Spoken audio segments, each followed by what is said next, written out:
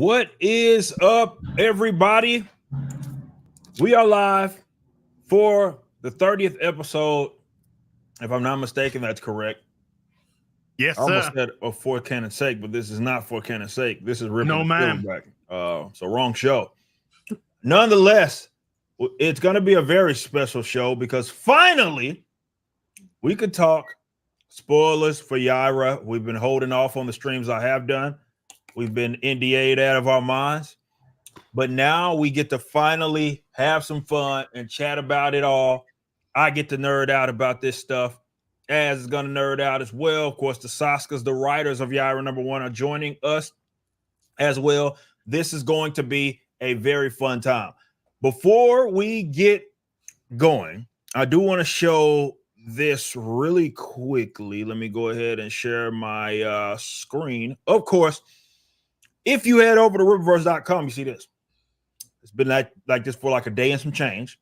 There's a reason for this. Gooding's at work behind the scenes because we are out of business.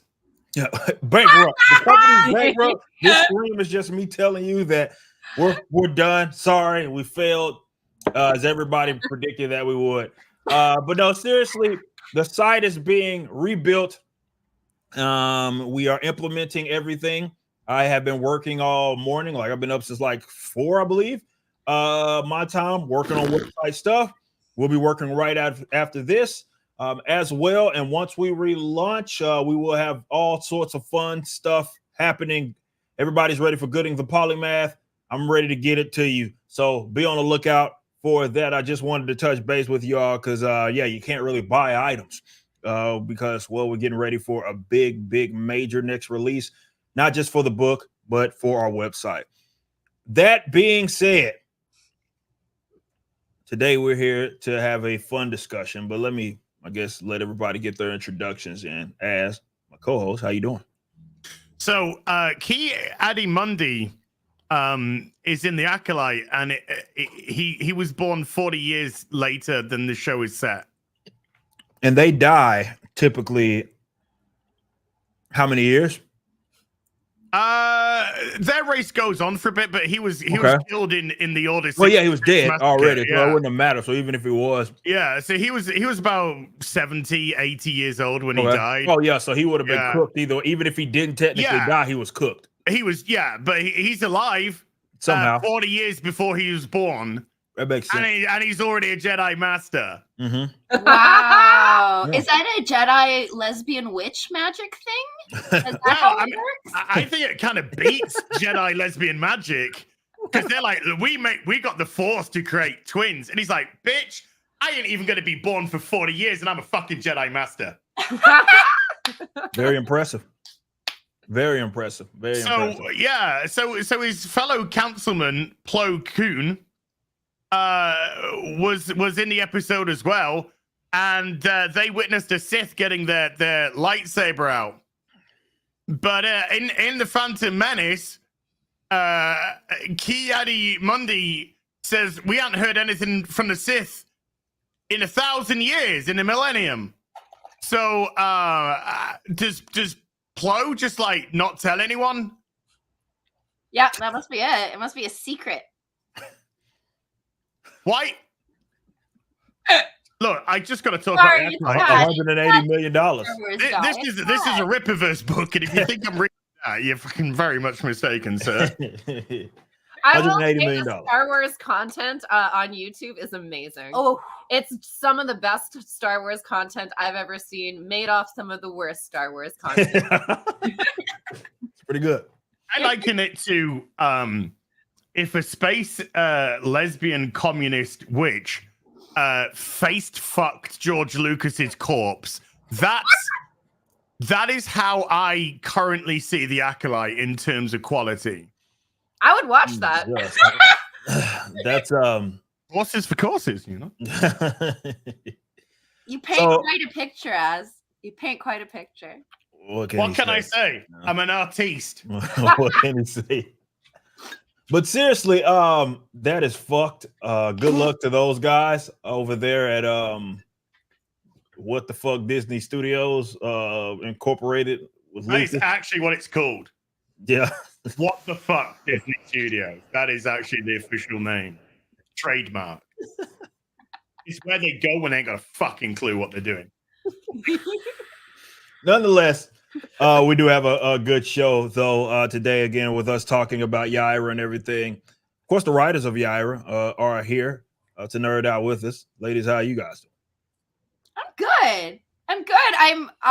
I think this is the most successful comic book release we've ever had. When we worked for the other company, when that story came out, it was like they buried it and they in the desert and didn't want anyone to know about it. Whereas with Yaira, Probably because of the killing of the pedophiles. That it's a pedophile killing thing. Yeah. You know, we snuck that in. I didn't know They took it personally. Yeah, took it went personally. against their core values. I didn't know. I thought we picked someone everybody would like to see murdered by the Black Widow, but we were wrong. But You killed pedophiles and we took it personally. Okay. I'm sure there's a character in the Rippaverse that can pick up the fight and continue it on. But a lot of room for pedophile killing in the Rippaverse. That's for fucking sure. That's for who fucking knows? sure. Maybe Eric, next I'm year. straight and that turned me on. You know?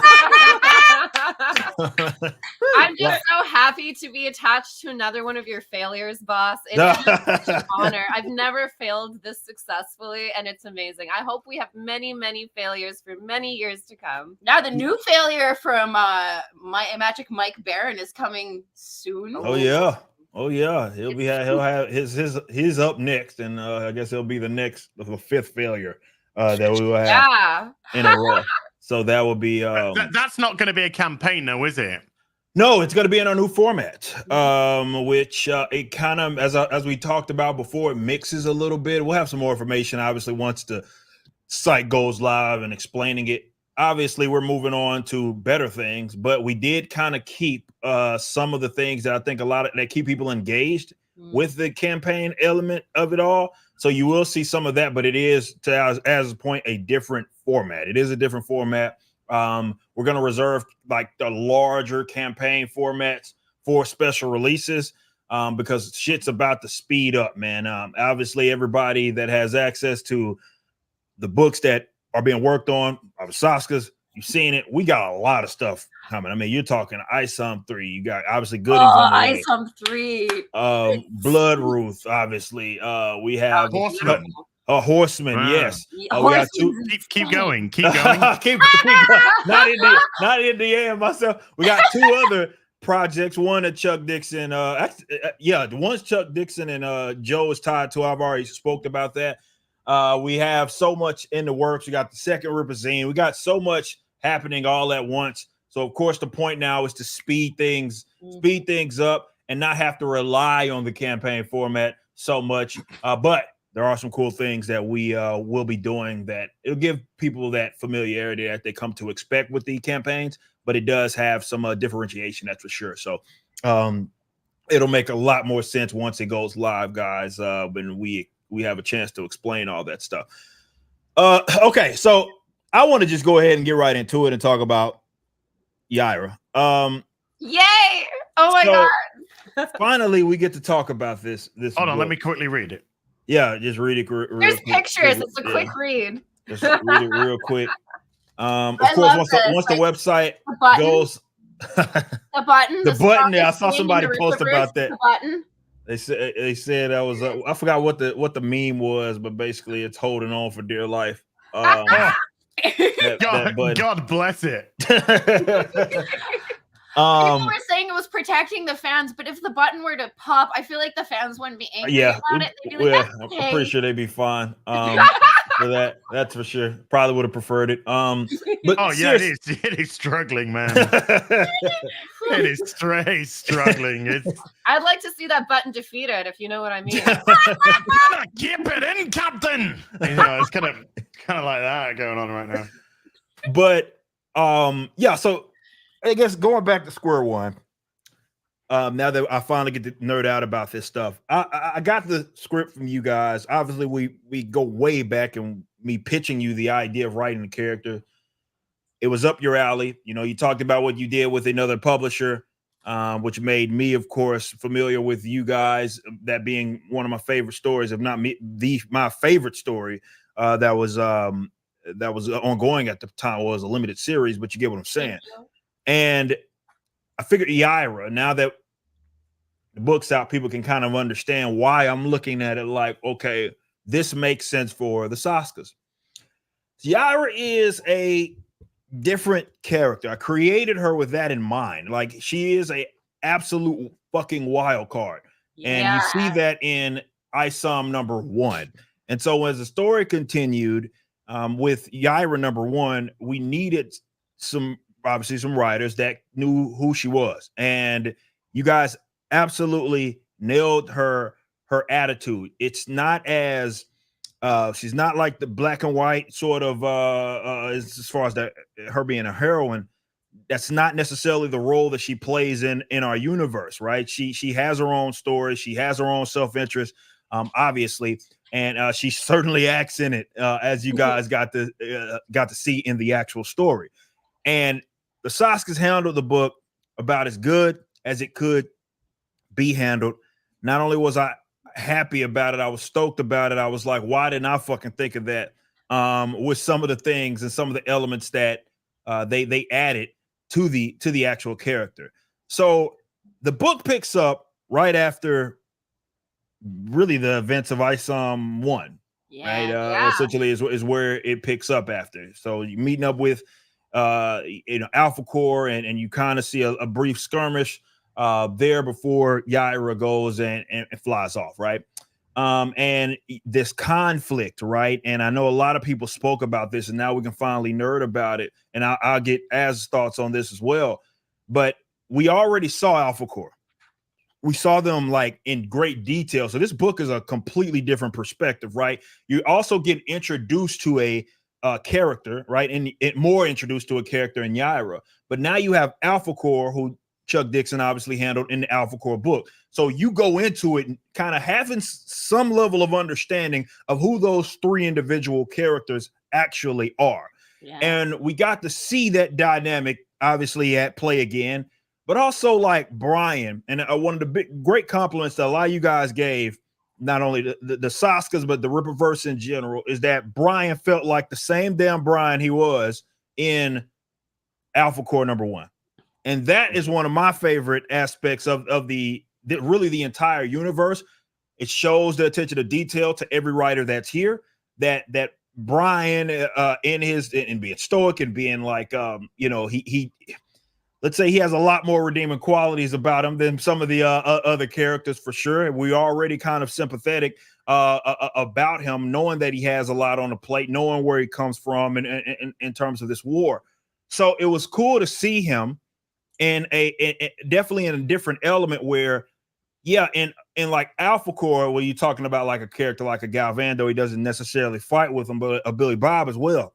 These are characters that he's very strong. We all know Brian's pretty fucking strong.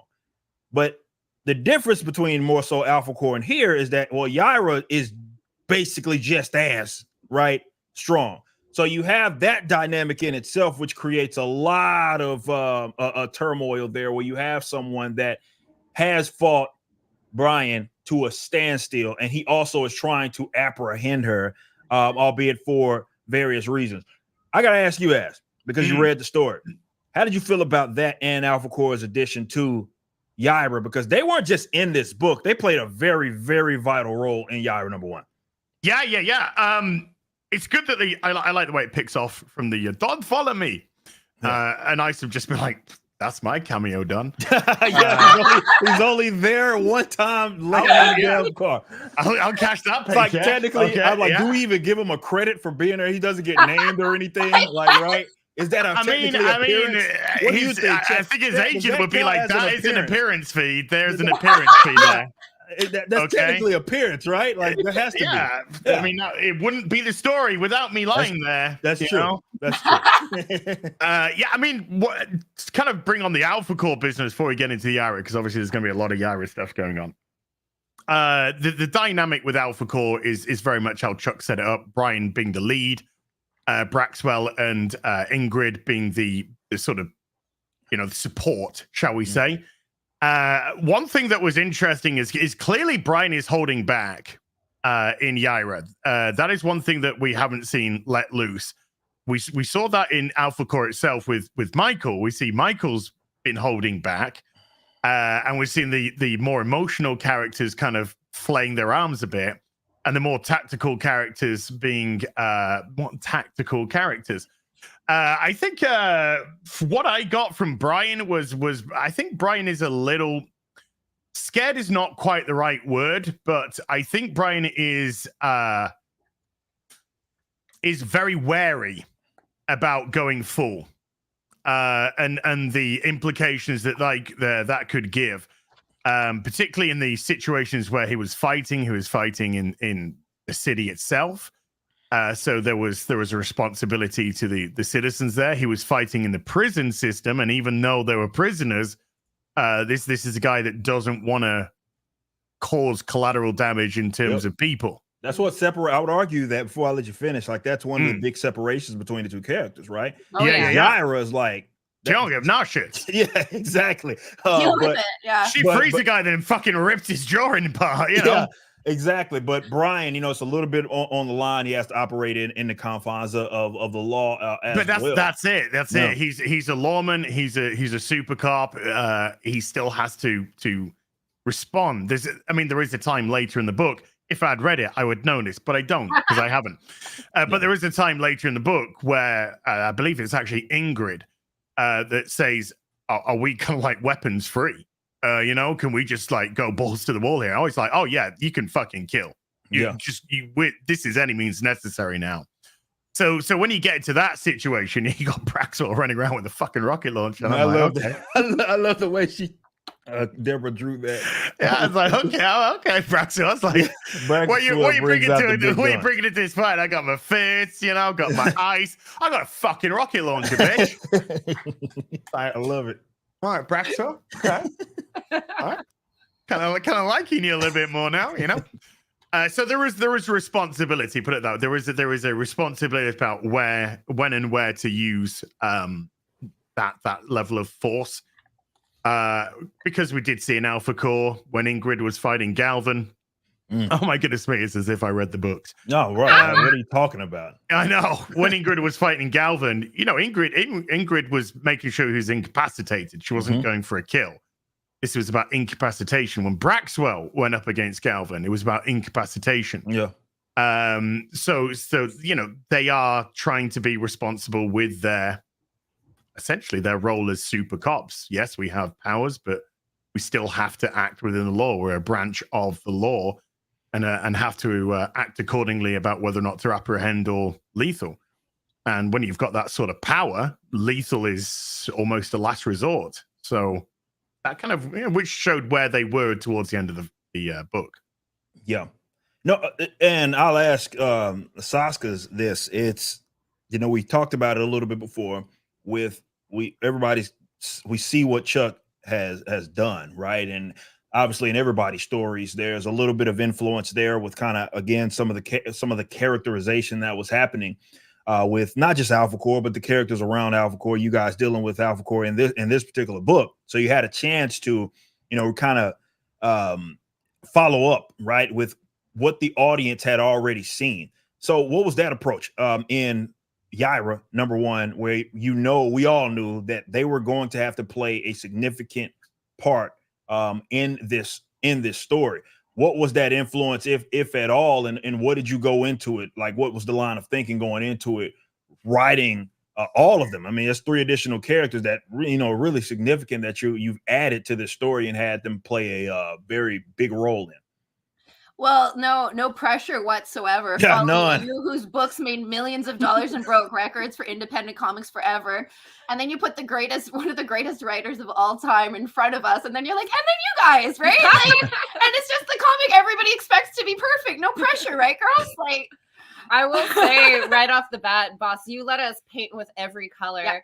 Yeah. When we worked for the other 2, even characters that were directly associated with those characters and their identity were not allowed to be used. Yeah. So the fact that I was like, hey, they're fighting the Alphacore, can she continue on that? I was like, yeah, of course. Yeah, of course. Like, that's everything when I work. I'm like, can we use a character? And I felt it was so important to get into the world building because you've done such an extraordinary job of introducing so many characters and giving us a taste. I mean, I'm also going insane for Norfrica, but that's another spoiler chat. all together. And then with Yaira, because we've gotten ISOM 1 and 2, and we've got Alphacore. Now I felt that, okay, we've established this world. Let's live in it. Let's play in it. Let's have these characters show up and really get into those relationships. And one of our most exciting relationships were, of course, the relationship between Brian Solari and Yaira. Which you created the whole, basically in ISOM 1, she picked a fight with everybody. And that was so cool to be able to follow through on. And if you asked Yaira, I would say she would say that she's doing everything just and she's a hero. It's just from out of town. So where she comes from, the rules are different. And she thinks the rules where she comes from are bullshit anyway.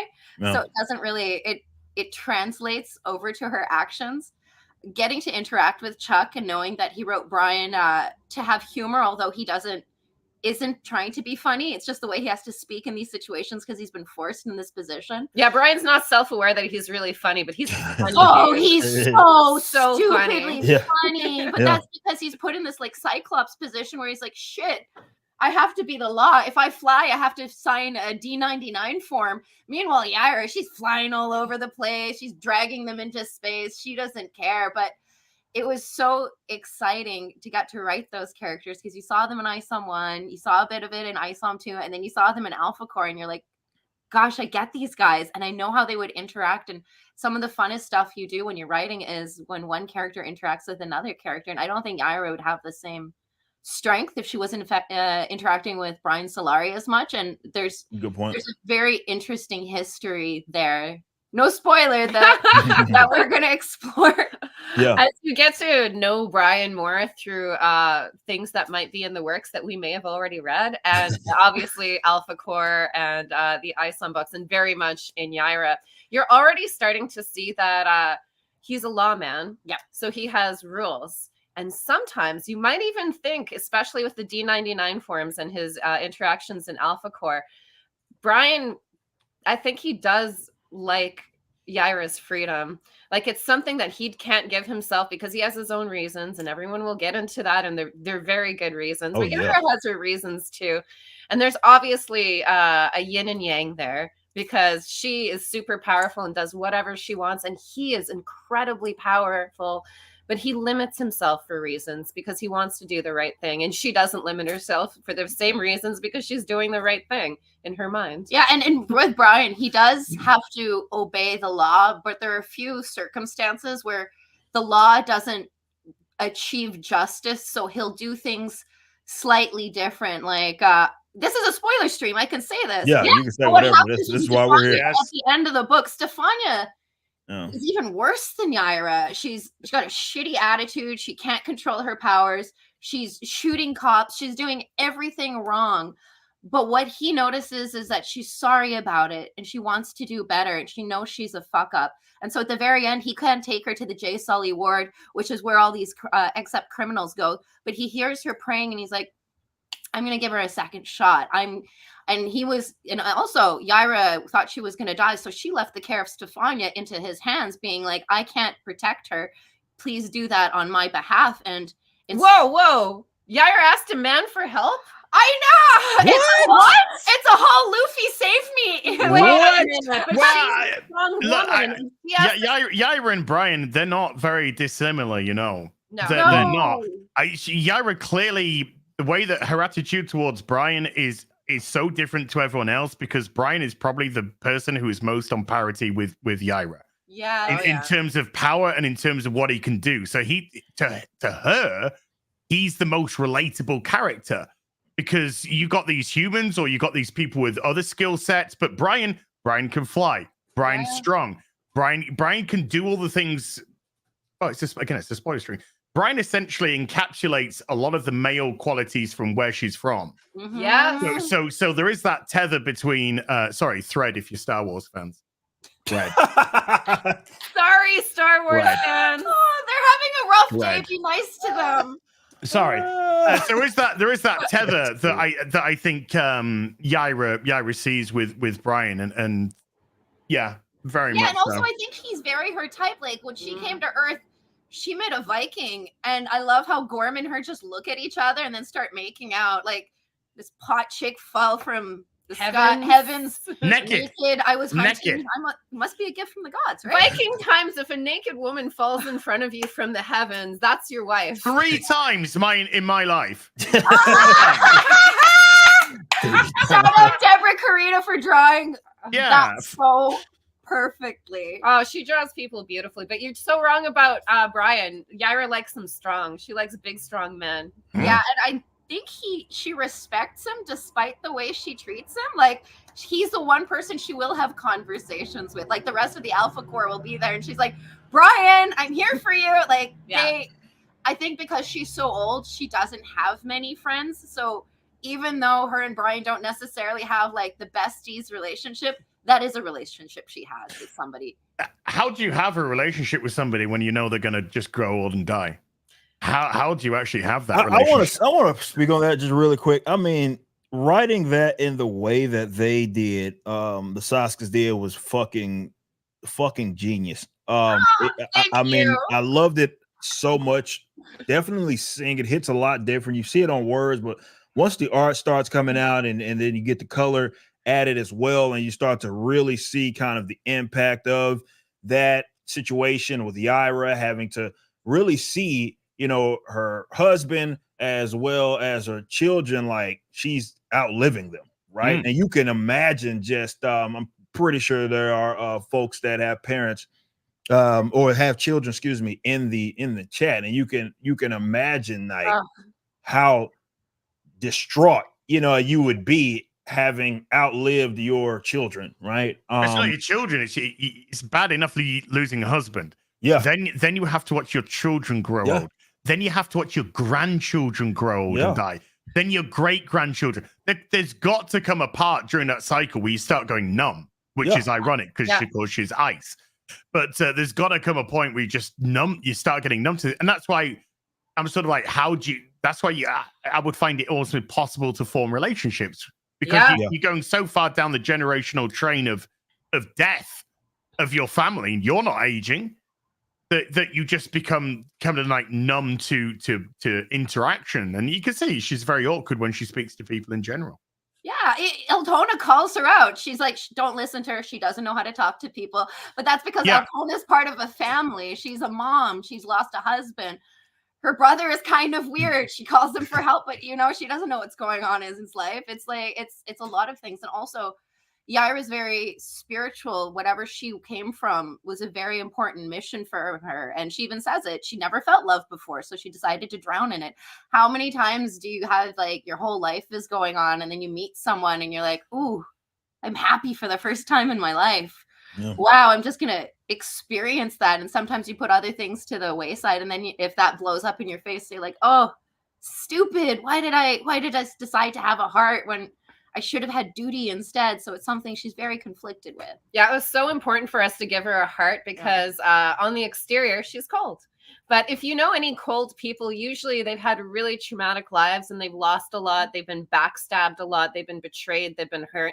Because unless you're insane, unless you're walking around like a psychopath, you want to connect with people. Yeah. But the reason she doesn't want to connect with people is because she knows that her life is much longer than these humans. And as she said, she had so many children. Not one of them had her abilities. None of them. She never saw it. So she had no longevity, nothing to relate to, but they were her kids. She loved them with all her heart.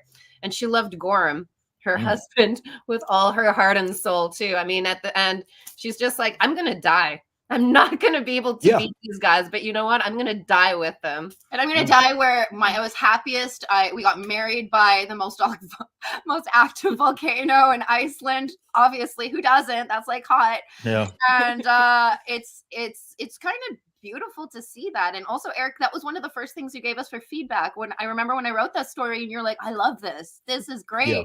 I absolutely love that. I'm so used to, Jen and I are so used to sending things and then be like, this is great. We don't like it though. And we're like, oh, fuck. But the only way I ever knew anything was right for the other two companies is I'd ask for more notes and they're like, oh, it just went to print. And I was like, oh, okay.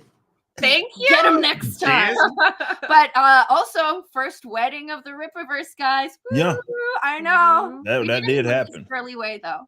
No, it was such a cool way to kind of definitely for the audience, because we know who they are, obviously, with the entries in our universe Bible. But now it's explaining and humanizing these characters for the audience, and what I think this book did such a phenomenal job, if not the best job so far, because you got a lot more backstory than you had got with some of the other characters, or in comparison to the other characters in sort of their titles.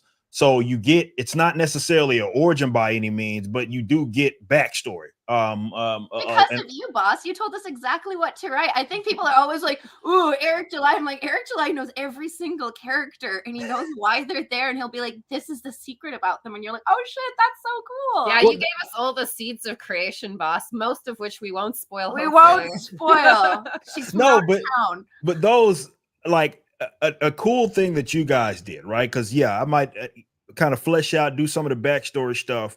But one of the things that it was not my idea. I want to give the Saskas credit for this. It was not my idea to initially have Altona and Yaira basically befriend each other.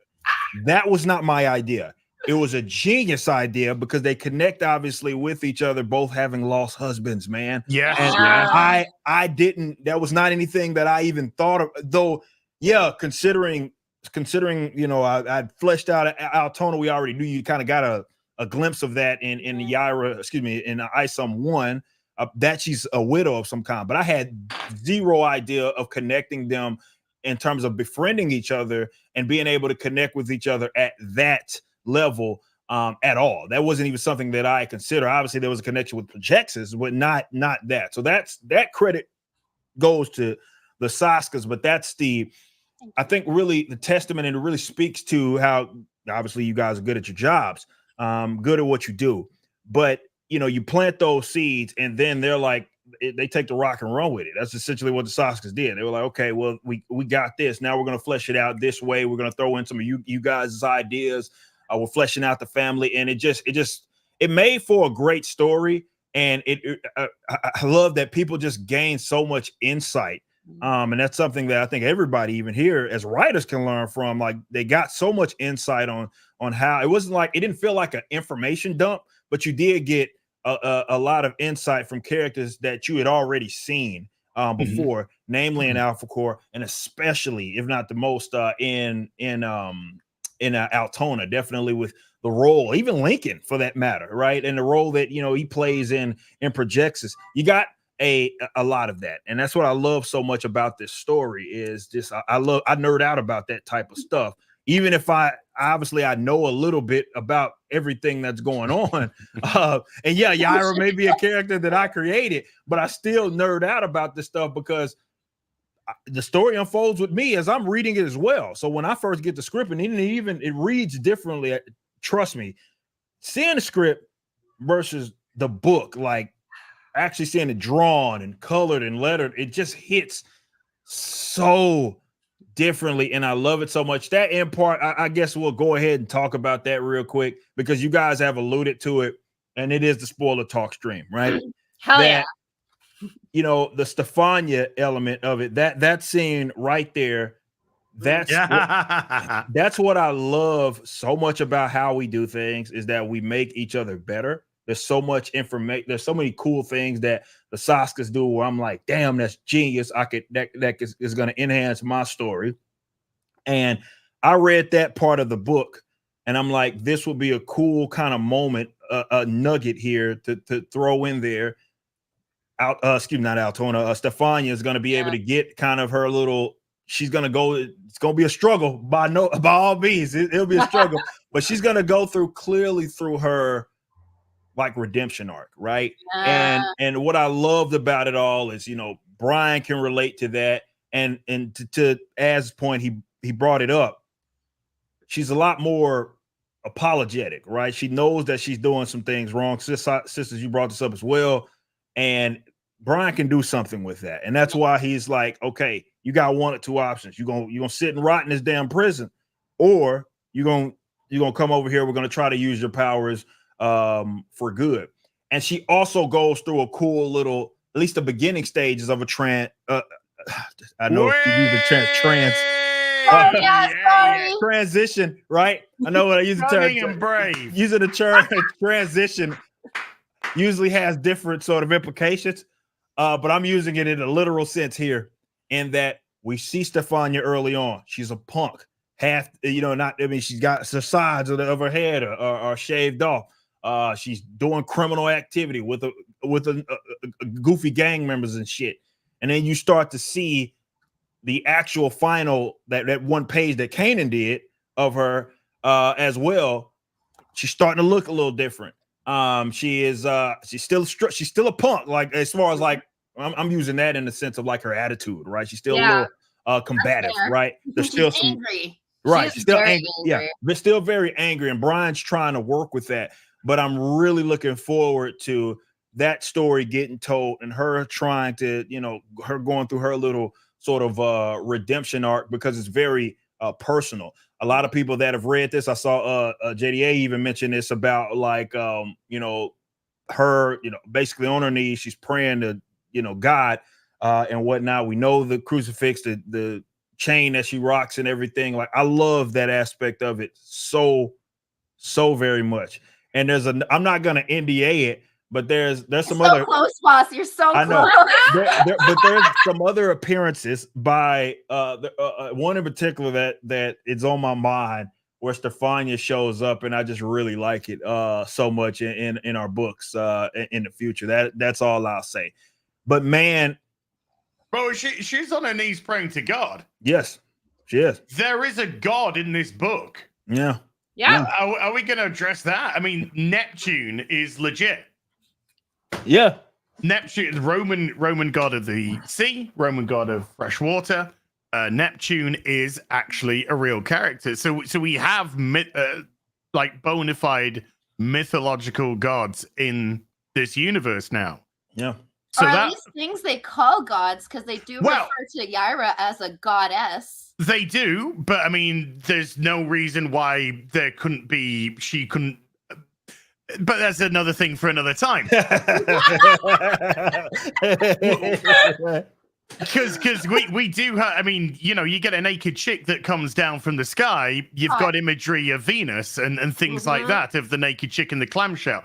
So you have aspects of that. You have Neptune, who was presumed dead in her world. He was presumed eaten by, to maintain the status. But no, so because of the longevity of their lives, you can see how Neptune has now woven his way through Roman history. 100%. Does that therefore mean... You read the book? You read the book? How on earth did you come to that conclusion? Oh, no, I mean, sorry, I meant I like the pretty pictures. Lady got boob. She sure does. She does. Oh, they're like triple D. That's a handful, and then some. So if there is a potential leaning into that, then just again, I like to speculate on these things. If you are dealing with Neptune, an official Neptune, because he was called Neptune on her planet. Mm-hmm. On Earth, we have Neptune. He mirrors the exact representation of the Roman god Neptune. So does that now mean that Neptune for the Grecians is Poseidon? Or does that also mean, considering we have the Roman gods, we are now going to see more Roman gods? And if we are seeing more Roman gods, where are these gods from? Are they from other planets? Are they from the same planet? What, is there any relation? Is there none? Are they not going to happen? There are questions. There are. Yeah. In Norfolka has 2 gods in the band. Yeah. Like, what's going on? Thor! That is very true. They do. And that's what is so fun about this. Again, you get a lot of backstory. And that's the cool thing about the Rippaverse in general. I've said it a million times. What makes this unique, it's not necessarily the world outside. It has some familiarity. And that's the way we kind of approach it. We took tidbits of things that we can recognize, obviously, in our world, things that we recognize in mythology as well. And we made kind of our own sort of spin on it. So it leaves a lot of speculation there, because you're like, okay, well, what tidbits of what we know about let's say a Neptune, is canon, and let's say to the Rippaverse, or even applies to it. It's a fun thing that we've obviously entertained behind the scenes as well, but I'm already seeing the connections that people I'm obviously, it's fun because some of these connections I'm like, I didn't even think of that. Like, that wasn't necessarily where I was going with that, but that's the fun part of comics. At least that's what it used to be about. And now we're starting to have some of that, because you just brought up Northka. I've heard a lot of people mention more Valadan and Northka, and they're like, well, wait a minute, we're talking about this era, and we're talking about Vikings. Is there a connection between Valadan and, well, you have to wait and see, I guess, and we'll figure it out. You sure seems his type. Yeah, exactly. So it's a fun thing to see play out, and now people understand why we have so much fun here, and why that there is a big payoff, and it's going to be a fun ride. I mean, we're just getting started. We're about to be 2 years in officially, just getting going, and there's all sorts of stories to be told, right, in this connection. So I got to ask the Saskas about, obviously, the primary villains. Kentucky Fried. Well, yeah, in this story, right? It's, I don't want to say they're coming to collect a bounty. That's not proper, but they're coming to collect Yaira in some capacity, right? Yanessa and Yantoni, as well as Magus Numite. And what was y'all's approach? Because it's the fun thing. I love seeing it. I nerd out about this stuff. I didn't create those characters, guys. That was Jen and Sylvia. So they get to give us insight on what their thought process was, and I nerd out about stuff like this as a writer. So what was the approach to use them as characters, obviously, and creating them as well, understanding that they were going to be the primary villains in the story? Well, it was really important for us to take a character like Yaira, who could basically do whatever she wants, whenever she wants, and give her a reason to have a low profile. You can probably assume from reading Yaira, if you have read Yaira, that she is older than she lets on. No woman ever tells her true age. And the most exciting way I thought to get to know her is to know other people that know her. I always loved Wolverine or Highlander, any of those things. Xena. Oh, yeah. When a character would show up and you'd be like, oh shit, I don't know that about the main character. And this was the first time you got to know Yaira, and I thought it would be so boring if you just followed her around in her everyday life. That's why there is so many different points of perspective. You get Stefania, who doesn't give a shit about Yaira, is just kind of thrust into her life. You got the Alphacore, who know Yaira pretty well, and they don't like anything that they know about her. And then you have three villains, Yanessa, Yantni, and Magus Numite. Yes, kids, that is the way you pronounce it, Magus Numite. They're all from her past. She does not like Yantni or Yanessa, but she has some respect for Magus Numite initially. Yeah, at least. well, yeah. I mean, she was just like, "Oh, dude, why are you these fucking losers?" Yeah, it's good to see you again, but why are you with them? They suck. I don't know. So they were working in. Yeah. Shots fired. Now, well, yeah. After that, all things are kind of awkward. Yeah. You ain't getting a Christmas card after that, man. All three villains have something to do with Yaira's past. Because of her relationship with Magus Numite, you can imagine that she was friendly with him for a while. And you definitely have not seen the last of those connections. We knew that wherever Yaira was from, Yantni and Yanessa were also from there. So that their powers were comparable to what Yaira can do. However, Magus Numite is his own species. I can't tell you what he is. I can't tell you where he's from, but I can tell you that the title Magus... Oh, you can. Okay. Well, he comes from Redacted. But to be a Magus means that you are the most ultimate powerful magician, sorcerer, wizard, whatever there is. So to be a Magus means he is a badass magician, magic user. And Numite is, it's a gemstone. It's one of the oldest gemstones. I'm wearing one of them right here, in no relation to naming a character Magus Numite.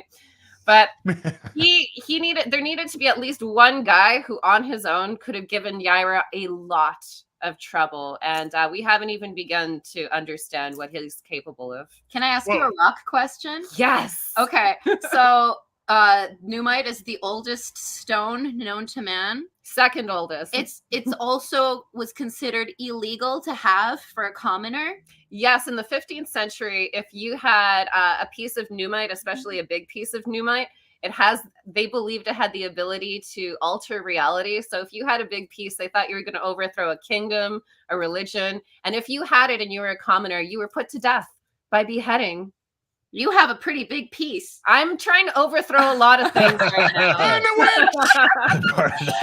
It was cool with Yantini and Yanessa, because I hate when people are like, I don't like you because this happened in this time. You kind of feel like you're already coming in on a conversation that they've been having for a while. And the way that they talk about Yaira and they refer to Stefania as an abomination, it seems like there's a bit of a class system there.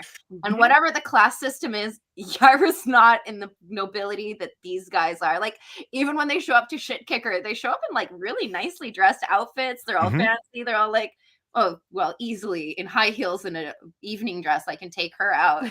And it turns out to be a little harder because they don't know the terrain. And obviously, if you're an ice person, fire is probably not so great. And Yaira knows Texas has some great places to blow people up. Oh yeah, they're out of town. Texas.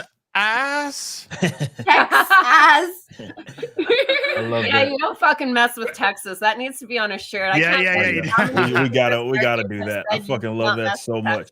I like that though, because like everything used to be in New York and now everything in the Rippaverse is in Texas. And for those of you that haven't been, Texas is fucking awesome. The people are nice. The businesses are wonderful. You feel welcome everywhere you go. The food is ridiculous. And it's just like, I can feel like as a person who travels a lot, I felt a lot of home when I was there. So I feel like somebody who's an immigrant like Yaira and a little older and is looking for somewhere where she fits in, she would probably be like, I like the warrior spirit in Texas, especially from the history of what's happened in the Rippaverse. You'll find out soon. Oh, yeah, you'll find out about that. That's for sure. But with Yanessa and Yantini, it did feel like bringing Yaira in was going to be some sort of status reward. So there was going to be some sort of elevation in their status in whatever kind of system structure that they have there. And when they first arrived, they did seem to be complete and utterly pompous. And you know, they get fucking roasted, literally. Have to return, but when they come back, of course, they're in this suit of armor, which is also in Yaira's home. So, and we also see in one of the cases that there is another Numite, and we do discover in the book that Magnus Numite is from. There are a lot of these. There are a lot of these these Numites, if whatever want to call them. So we're gonna. I feel like Yaira 2 is gonna answer almost all of these questions, so I don't want to say too much. I just want to say we went easy on Yaira for the first book, so you guys could just see her having a good time. Yaira 2, she gets it. Oh, I will say, anything that happens in Yaira 1 will continue on in Yaira 2, unlike a book where in the other two where you can pick up a book and it doesn't matter what you read ever again. All that shit you read the first 5 issues are relevant. Forget it. Oh yeah, that's splash page. I love that scene so Yaira's fucking angry. much. She's subtle like a freight train, that Yaira. She does nothing.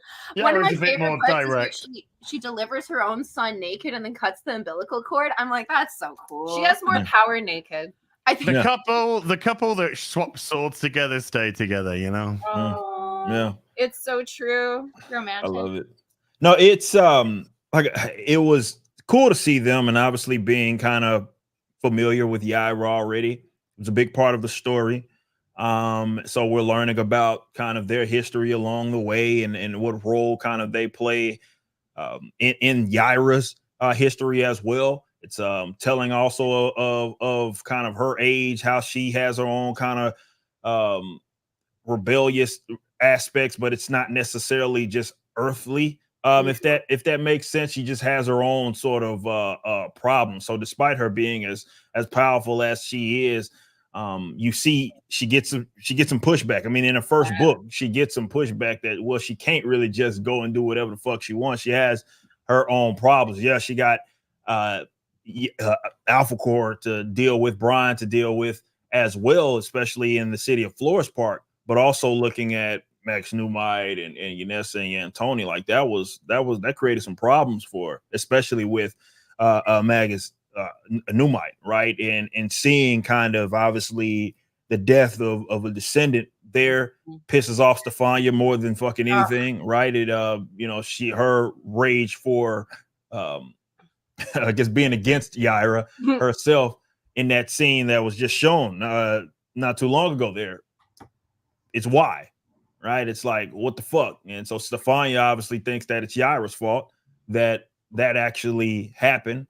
She's pissed, she's enraged, but I also love how, and the poll is not even close as far as the favorite villain. I put a poll in. Who is your favorite villain? 80% are saying Max Newmite. Yeah.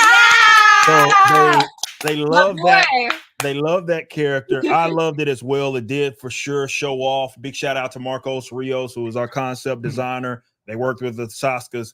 He worked with the Saskas to create the character, and I love him so much. I love the sort of buggy aspect about it all, and even Altona and how she's trying to blast these goddamn bugs out of the way. I thought was really cool. Told a lot about projections. I guess that's a fun part of how you guys write, in that everything seems to be like cohesive. It seems to be connected as part of the story, and you find ways to get other people that are involved, even if they aren't directly fighting the villain, such as what Altona was doing when she was trying to get rid of those fucking bugs. But also, I loved, speaking of Altona, loved how you guys handled her when basically Altona, she finds out who Yaira is, essentially, and that it is Yaira and Sally. It was an inside job. Yeah, it was quite literally a inside job, but you also learn through that the makeup of Yaira, and that she is, even on the inside, she's not the same as the other human beings and or the humans of Earth. Let's say that she's built, quite literally built differently, and I love it. I love that so much. So you guys handled that excellently, and I believe that Magus especially had a lot of fans after this story as a villain, even though he did some fucked up shit. I mean, he obviously very fucked up shit in it. It still was a very cool villain, and that's what you have to do. I mean, if you're going to handle a character as powerful as she is, you absolutely have to have powerful villains as well, villains that make sense. So what was the idea with that ending for you guys, right, where it's a big ass showdown? We're at the fucking volcano and shit gets bloody, like shit gets like, we're talking limbs, all sorts of shit. Big shout out to Deborah. It was satisfying. It was so satisfying for me, because you're like, God damn, these people did some really screwed up things, and you want to see them burn. Shout out as Stefania right there on the Rippaverse card there. Believe a lot of people are going to be into Stefania, but the ending, what was the idea? What was the approach that you guys had when you were making the decision to say, we're going to fuck shit up at the end? Like, it's going to get real. Well, a little part of that, when she sets up the oil field and just burns it, she doesn't give a shit. But later when she's talking to Altona and she learns that Altona's husband died in a similar accident, that is a moment where she starts to have more morality. So when she decides that she is going to really fuck these guys up, she's like, I'll go somewhere that's not populated. I'll go somewhere safe. And there's only one place that she wanted to go. There's a thing that one of the other two said that we were never allowed to do, boss. And that was, no character can ever die screaming. It's about no matter how bad they are, no matter what they do. And we wanted they can. The point of that.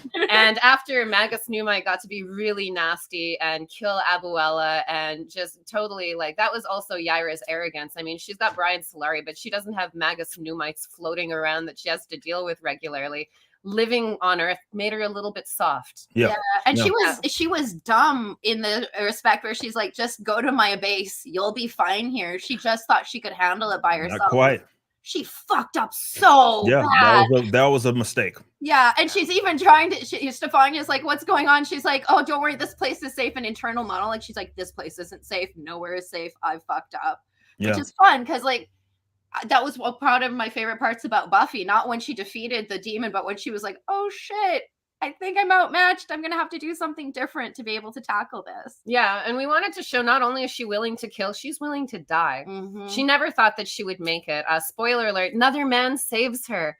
Neptune saves her at the end. He even gives her costume. So we want it also without no touching without consent. Fuck that, he said. Okay, that's the costume wasn't damaged that badly, but he's like, I better get her changed. I better deal with. Well, you'll deal with that eventually. But that was the thing that you gave us, boss. One of the things for this story was how does she get her costume? So most of Yaira 1 is like Daredevil season 1. She's just in her whatever clothes, trying to stay low key, and then it doesn't work out for her. And this magical armor from Neptune, it somehow fits her body when she's wearing it. I don't know. She'll figure it out in science probably in the next book. But it's an interesting thing to see because you're like, and even throughout the story, they keep mentioning he who cannot be named. And at the end, you see Neptune and you're like, oh, maybe this is another person like Yaira. And maybe there's the two of them that have caused trouble from where they're back home. And you don't know what their relationship is, but obviously she's been looking for this guy, and getting the armor is kind of an answer to her question, but at the same time it leaves more questions because she's like, what happened? Why am I alive? Yeah. Also, no budget restrictions when you're doing a comic book. It would be really difficult for me to blow up a volcano and also have the perfect northern lights appear at the exact same time. That would be sick. We knew we wanted to give the audiences what her backstory was, but also Yaira's not somebody to say, hey, when I came here 500 years ago, I fell in love and then you all die, so I don't really relate to you. I think you're all weak and I can't get connected to anybody. It's like when a pet dies and you go through that period of like, I will never get another animal again because I can't go through that pain. So you get that backstory that she's just thinking about, and you can kind of take that, oh, she's ready to go to Valhalla, a girl that's willing to kill and willing to die for her beliefs. You probably have surmised that she has a weakness to heat. That's also why she dresses so scantily clad, guys. It's because of her powers. It's hot. She needs to wear less clothes for her powers, you guys. Iced coffees, iced teas. If it gets hot, it's just a little bit too much. She has to start pulling her powers inside to internally cool her down. And she knows that Yanessa and Anthony, they haven't caught up to that yet. So she starts a volcanic eruption. And that's a little bit of actual science. I used to be obsessed with volcanoes. I still kind of am. I'd like to see a volcano. The science is accurate for the flour to kill bugs. Don't use it. Don't make it. But that flour will kill invading species if you need to spray the air for them. Yeah, there's a little bit of science all thrown into that. I love it. And, I don't know if you've seen or read Welcome Back, Frank. One of the greatest Punisher stories ever told. But there was a character named Manucci that he got fucked up by polar bears, and she had no arms, no legs, no hair, and just so good, just an angry, awful person. And Yanessa was definitely in part inspired by both Manucci and Hillary Clinton.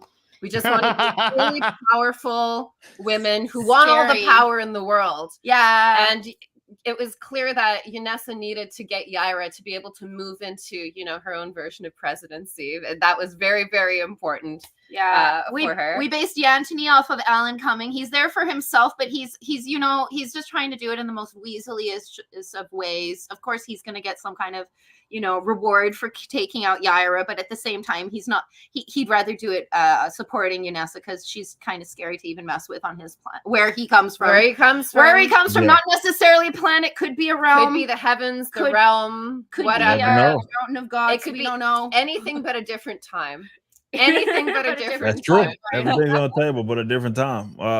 That's very true. In Welcome Back, Frank, he sets a house on fire, and this stub woman jumps out, and he kicks her back in. And I was like, man, I always wanted to really get a bad guy like that. So I think Yaira got the first cuss word. She got to say, "Where's that bitch?" Yeah. She just got to boot her into the flames after saying, "Let them come," which is so superhero. I mean, she's going to live to regret those words because she should have not been like, whatever, I can handle whatever comes after me now. But that's fun because she's a little arrogant. Even you see that with Avery with his ISOM stuff. There's a few things that he kind of does his own way, and Yeah, no but spoilers.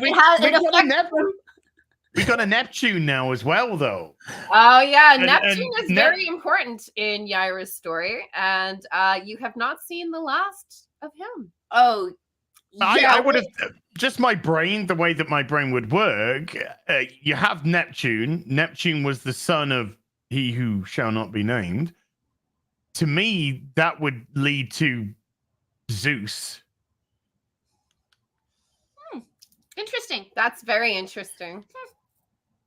Not a spoiler stream for that though. We're not spoiling that stuff yet. Not quite. But yeah, I also want. ISOM 3 is going to answer most of y'all's questions. Yeah. Yaira 2 will answer a lot of stuff, but it's also gonna it'll answer this much, but it'll ask that much more. Yeah, because there's a lot of world building, but I think it's so funny because everyone's like, it feels like ISOM 1 and 2 were just setting everything up. I'm like, yeah, because ISOM's the Undertaker. It's just putting all the other characters over. And then it's WrestleMania, ISOM 3, and that's where it all comes together. And you're like, oh, the Undertaker. Of course, the Undertaker. Of course. He's ISOM. He started this whole freaking thing. It's the only reason Yaira is even remotely familiar to anybody, because she just showed up, kicked ass, and just fucked off. He put her over in his own comic. He did. He really did. Very true. Very true. But one thing that I did find refreshing, we'll go ahead and talk about this because I saw a lot of folks discuss it as well. And it just same thing, same way you handled the character in the book by you guys that I love so much. In that Yaira does not come off as this sort of perfect, what the term Mary Sue, right? Far from that. She obviously has all sorts of fucking problems. She's made some mistakes for sure. She gets humbled in the book as well. Mm-hmm. But also and I remember talking with you all about it, especially once you told the backstory with her family. It's like it shouldn't be refreshing, but it is very, very refreshing. Yeah, you brought up that she does at the end of the day end up getting saved by a man, but she very much isn't. She may be cold, pun intended, to everybody else. Mm-hmm. But she took out 3 massive people before she got, Yeah. So you gotta give her a little bit of credit. Yeah, exactly. Right. But she's cold to everybody else. But you do get to see that vulnerability, and you do get to see why, again, she is the way that she is. Yeah. I mean, because as we were speaking about earlier, I mean, she quite literally watched her family die. Right. Yeah, and it's great that you put her at Projexis because Altona is going to continue being her friend, and she can't get away from her. So it's like she's forced to have that humanity back. And despite how she doesn't want to have friends, she does deeply relate to Altona. Altona saved her life at one point. So it's now she owes her, whether she wants to be private or not. Yeah. And it's set up perfectly by you but with them working for Projexis and, with her scientific mind as well, both of them for that matter, in Altona and Yaira. But especially with Altona, again, it was such a cool thing to see Altona. We know she's vulnerable. We know she's going through her bit and losing her husband. But I just can't say how important it was for the audience to see kind of that play out in her losing her family. And that would make anybody the way that they are, definitely when she's just constantly having to live with that experience, right? It would suck in any lifetime, but she's living it like through multiple sort of lifetimes, or having to live with that, considering how long she's able to exist. And it was cool. It was just cool to see it play out. We got to see her be vulnerable, and I thought that was refreshing for especially a female character in this day and age, where oftentimes they are wrote like, again, they're absolutely perfect, Yeah. They have zero flaws. And again, it's far from that in this story. We see Yaira quite literally almost die. A few times. And fuck up also. And fuck up royally. I love Buffy and I love wrestling, and you know that Buffy's going to get her ass handed to her for most of the episode, and she's going to win in the last 15 minutes, and you're going to be like, yay, Buffy, and you're going to believe in yourself. And if you're watching wrestling, if Undertaker is being beaten all the way up to WrestleMania, you know that Shawn Michaels is going to be lying in a pile of his own blood at WrestleMania. That's just how it goes. Shawn's a professional. Yeah, he is. And I really miss the hero's journey, because I don't know if there are women living in some magical society where they have no struggles, because everyone has struggles. And if I don't see a woman having a hard time, or even a male character having a hard time, I just don't relate to them. I mean, maybe the greatest example of that is Superman. I love Superman. I think he's the perfect hero.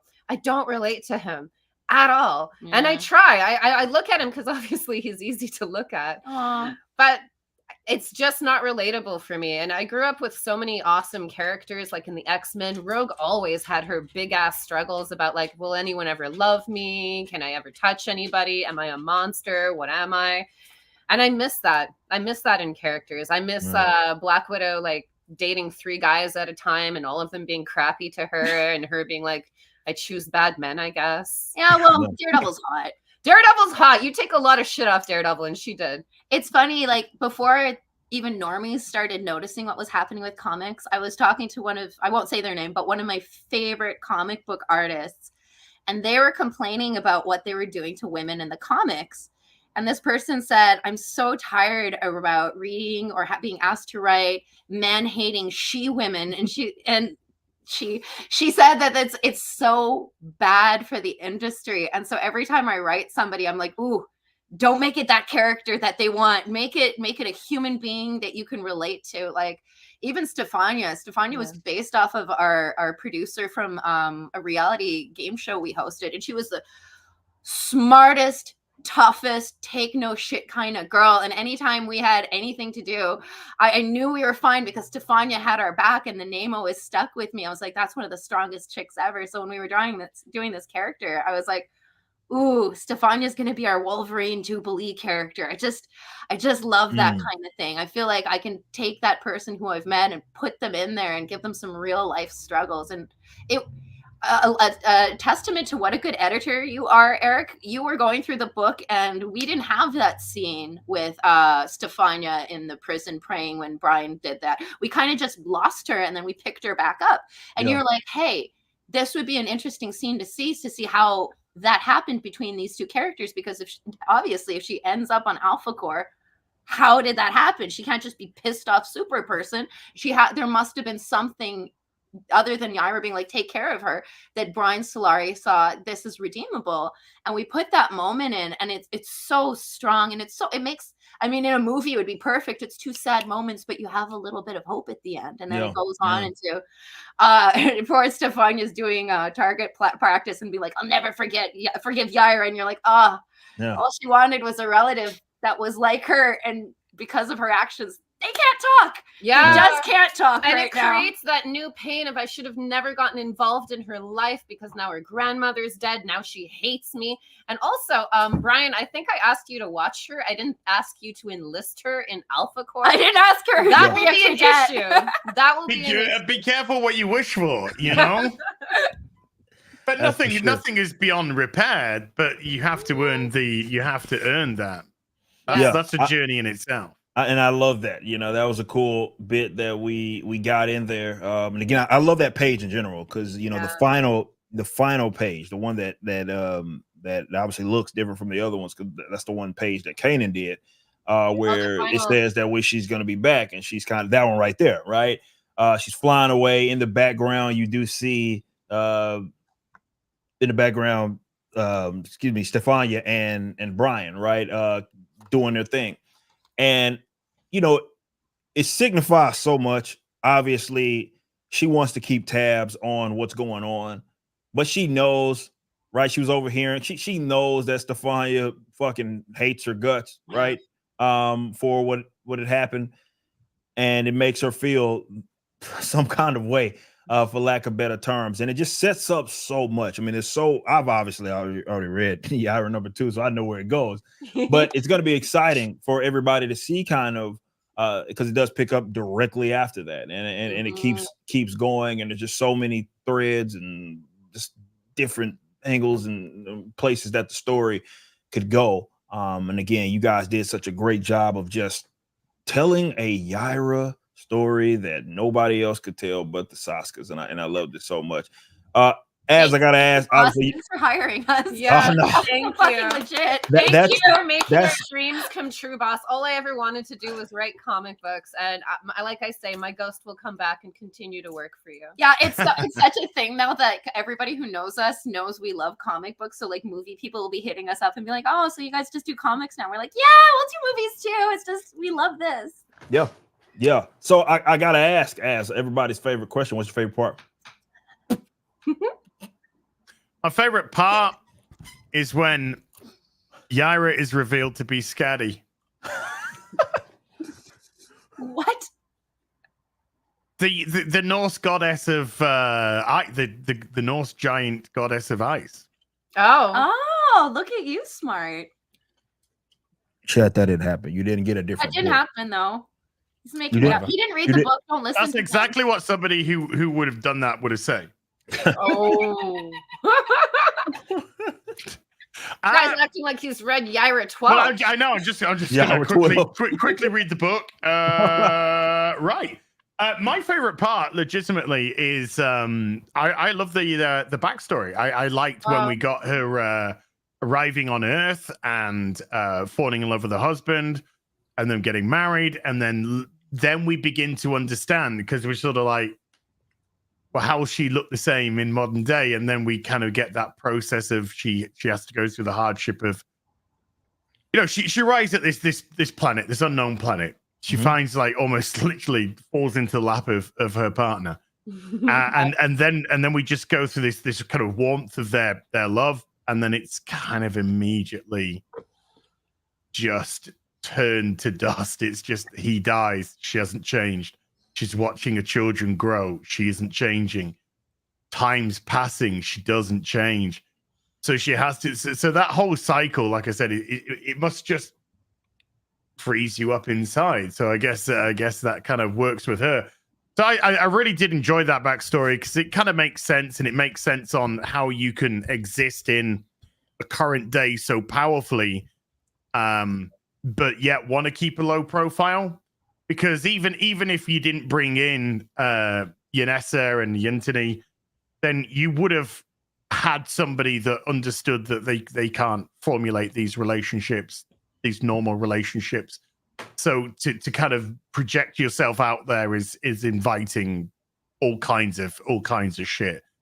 So sort of working behind the scenes. So yeah, that whole backstory and working with that.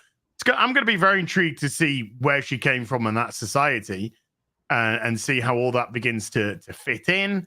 And with Neptune being there as well, like I said, there's so many interesting avenues to explore when you bring a deity into things. So it's gonna be fun. Well, because if you're gonna have a heaven, is there gonna be a hell? Are we gonna have a Hades? Is there what? Where are those devils coming from? In Where she comes from. I mean, to her, it's home. To humankind, is it heaven? Is it hell? Is it Hades? Is it a matter of perspective? Valhalla? What? There's so many to kind of places. You're the only one who doesn't know the answer, so all of us are being really quiet. Yeah, I know, right? Yeah, we're just we're not trying to confirm nor deny. No, I always take it that when you're quiet, I'm right. That's what I take. Okay. Yeah, I respect it. Because you go, nah. But when you're quiet, I'm just like, yeah, I'm fucking getting there. I'm getting there. Working his way through it. Fucking say something now, hey, say something now, huh? Nah, you can't. Oh man, but yeah, seriously though, big shout out to Deborah for writing such a drawing such an amazing story there. I mean, she did a great job when Kanan came came here, and we all went to the drawing board, and we were like, all right, let's take this thing to a different level. And through his guidance and through her willingness to just make this make sense. I love that scene so much, man. It just captures That's a great splash page. So much of splash. And again, I gotta give a big shout out to her because she's just amazing. She draws a great Yaira, great characters all around, and just some of the scenes that we see. It was different. Again, reading the script and then seeing it is just amazing. So she did such a good job. And she did. No spoilers on Yaira too, but I really like how Yaira presents herself when she's not hiding anymore. Interesting. Yeah. I will say that Yaira 1 is tame compared to what she has to handle in Yaira 2. These stakes are constantly going up, and I think there are a lot of things that are unresolved that may seem like they were resolved easily in Yaira 1, but you'll see that there's still a problem in Yaira 2. There are consequences to actions. Yeah, Yaira 2 is really Yaira 3 is pretty fucking sick too. I can't tell you too much about it, but it's sick. It's Yaira 99 that I'm waiting for, really. Okay, so I'm going to. There's another, I guess, a poll kind of request. Can I do that? Do another one? Yeah, I'm gonna do it right here, and then I'm gonna read the super chat. So nice. Thank you for being here. Yes, thanks to everybody for hanging out with us. I know we've been waiting to discuss this more in detail, and it's been so fun. So I'm adding this because this was, it's a pretty big super chat. So I say, why not? Okay, cool. Let me question mark that. All right, I'm gonna read any super chats over $100. Eric absolutely has to answer the question, no matter what it is. What a bastard! What an absolute bastard! Oh, I know the answer to this poll. Fuck yeah! Joker's Disciple says with a 50, help me out. He says, "Well, we want to know once and for all. Humbly request a poll. Who is the current hottest woman in the Riververse? Yaira, Blood Ruth, Ingrid Valdez, Ice's sister. There can only be one. Hell, the Sasuke." So I put out a poll right now. Yaira's winning so far. It's been 141 votes so far, but Yaira is 50% clear. So we'll see that. Keep going. Who did you vote for, Eric? Well, not that you can vote, but who did you vote for, Hank? Yeah, it won't even let me vote. I don't know. How I'd say Blood was pretty badass, man. Yeah, Sydney's something else. Yeah, she's pretty fucking badass. Maybe Blood Ruth. Yeah. Yeah. That's what I'm going with. There is a fucking fantastic card of Blood Ruth there. Ooh. Man, it looks so good, that background, man. It just catches that. Jumps. Look at that. Yeah. That is some classy lenticular going on. It's not just lenticular. The depth on the 3D on these is fucking amazing, man. Yeah. Turned out so well. So yeah, you got Blood Ruth. That's coming up. Those pages are coming out crazy. Michael's doing a great job. Oh yeah. On those. So I think a lot of people are gonna love what they get out of that. So appreciate that 50, by the way, Joker's Disciple, because that's not cheap as a 50. We'll keep the poll live for a bit. Wow. Lillian's gonna be pissed she didn't make the list. I know, right? Yeah. Gonna kill somebody. Lillian Renashi is just coping and seething something. One thing I have seen though with the poll is guys like a woman in uniform. You know what I'm saying? Ingrid's pretty hot. Ingrid is fine. With the 10 says, Father, Eric, forgive me. It's been 3 months since I last tuned in any of your streams. Knew I couldn't miss the spoiler talk though. Also, congrats to the Saskas for such a phenomenal book. Yes, big shout outs to them. Again, they did such a great job, and I appreciate y'all joining us as well. We're already getting to the super chat because I'm sure some of this is going to create some conversation. We got James becoming a member. Thank you so much. Thank you. Braz Monkey with a 10 says, congrats, Sasuke sisters. Yaira number 1 was awesome. Riververse for life. Oh, Shout thank you, out. Brass Monkey. We love you, Brass Monkey. Thank you, Thundarius. Says with a 29 month, says it's my birthday today. Happy the birthday. And happy birthday. Says best one yet, and I'm hyped for Blood Ruth and Norfolk also. Where's the hat? It's right here. Où est le lid, monsieur? There it is. We got as microwave tea says, I bet Yaira likes her tea ice. Definitely not in the microwave. Yeah.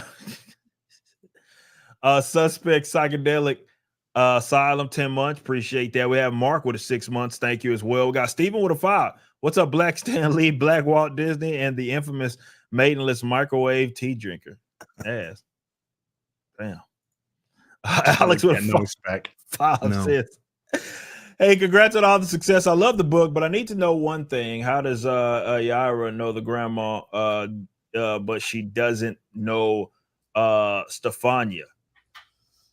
Well, sisters, how do you guys want to do we want to answer that? Or do so when Stefania ends up being an incident, Yaira uses her Yaira abilities to see what family she has because of the powers, she's smart enough to think, oh, this. After she punches her in the face and she doesn't die, the first thought she has is like, oh shit, are we related? Also with Abuela, the legend of who Yaira is obviously has been passed down in the family.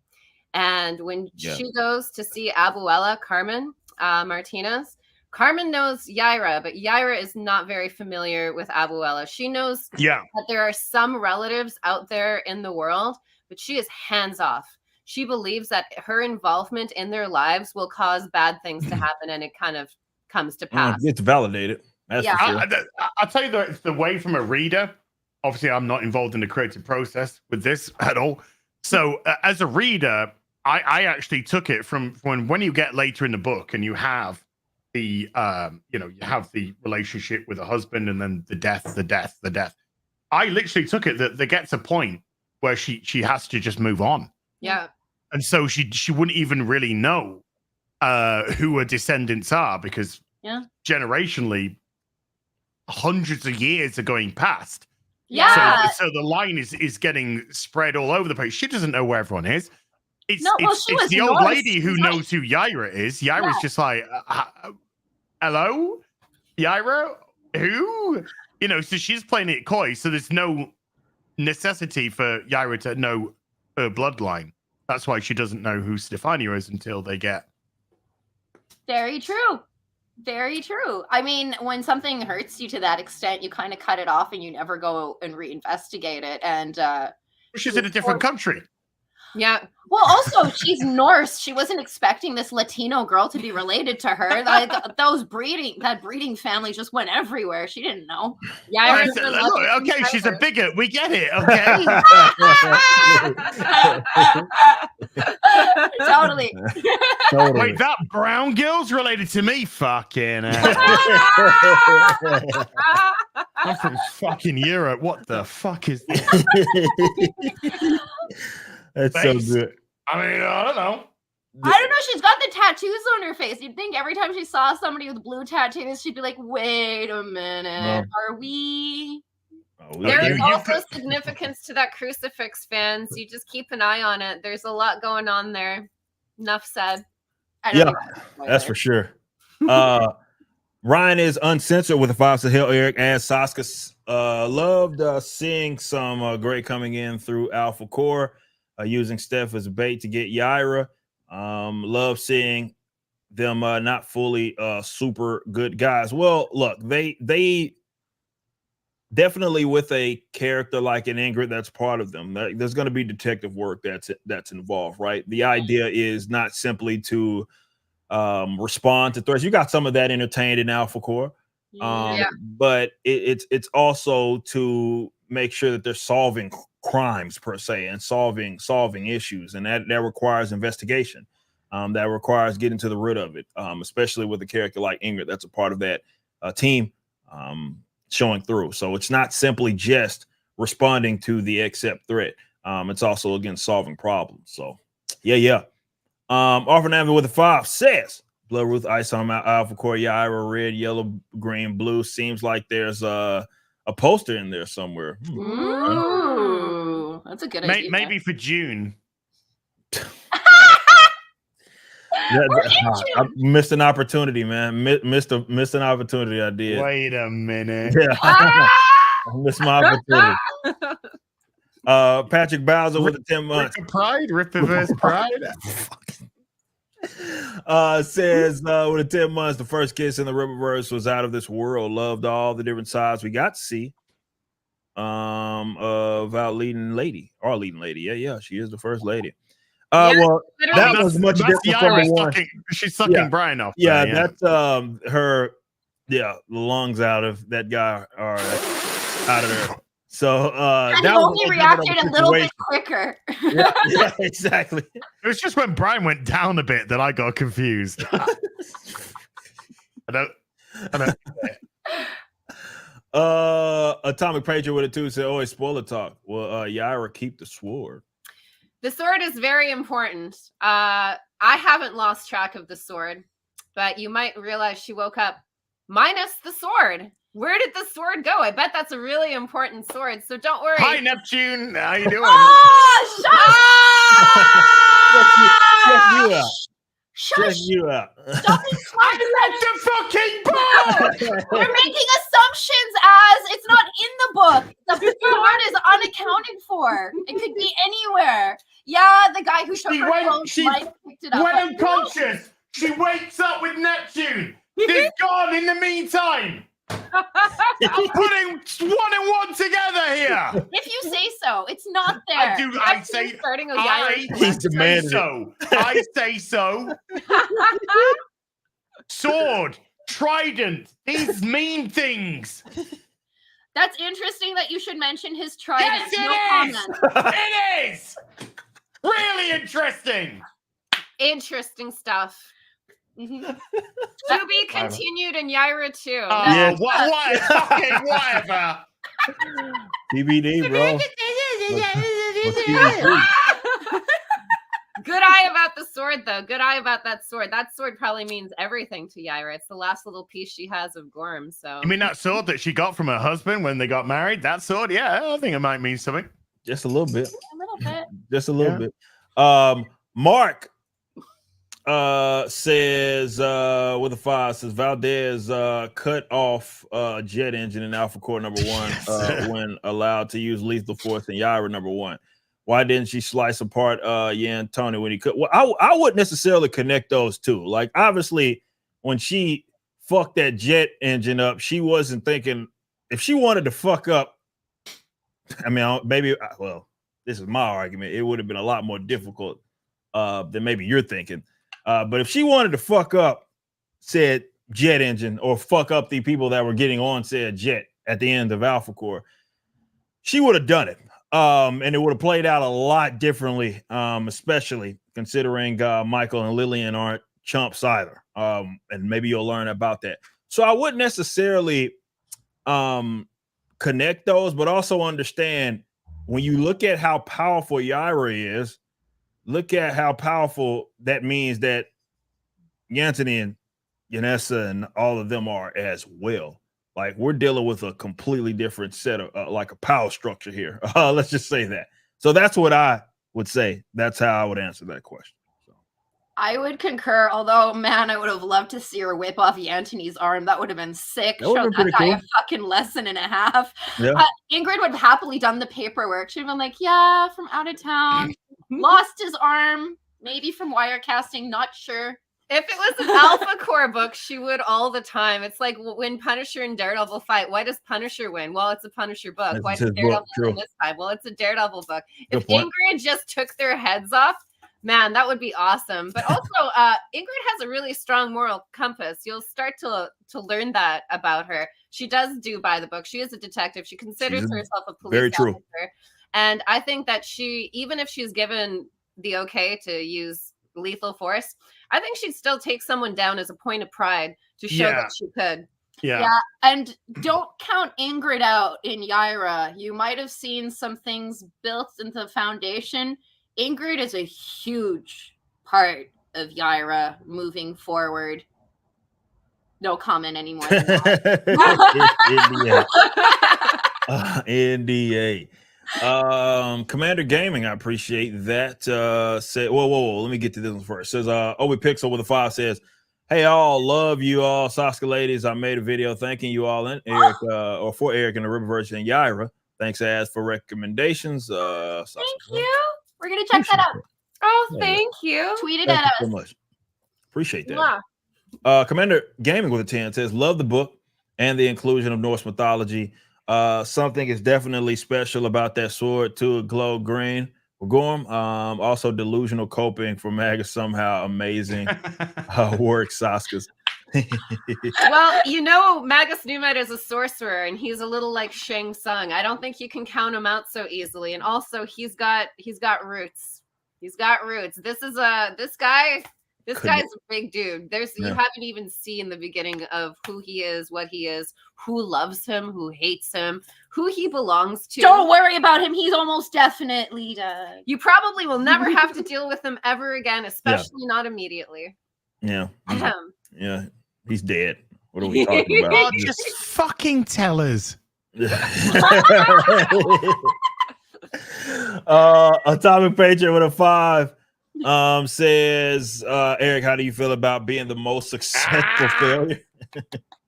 Best failure ever. Mwah. I feel good. I really do. I'm feeling great. I'm feeling great. My man's Dan, what's up, dog? Says, great work, Saskas and Deborah. Looking forward to the rest of your books. Make that damn Horseman shirt for me. Yeah, he's been asking for that Kanan art Horseman shirt. We got some stuff planned for you. Yeah, they look so good. We got some stuff for you. We got something planned. Appreciate that. Okay, we have a Transformers fan with a 5 says, I love this story so much.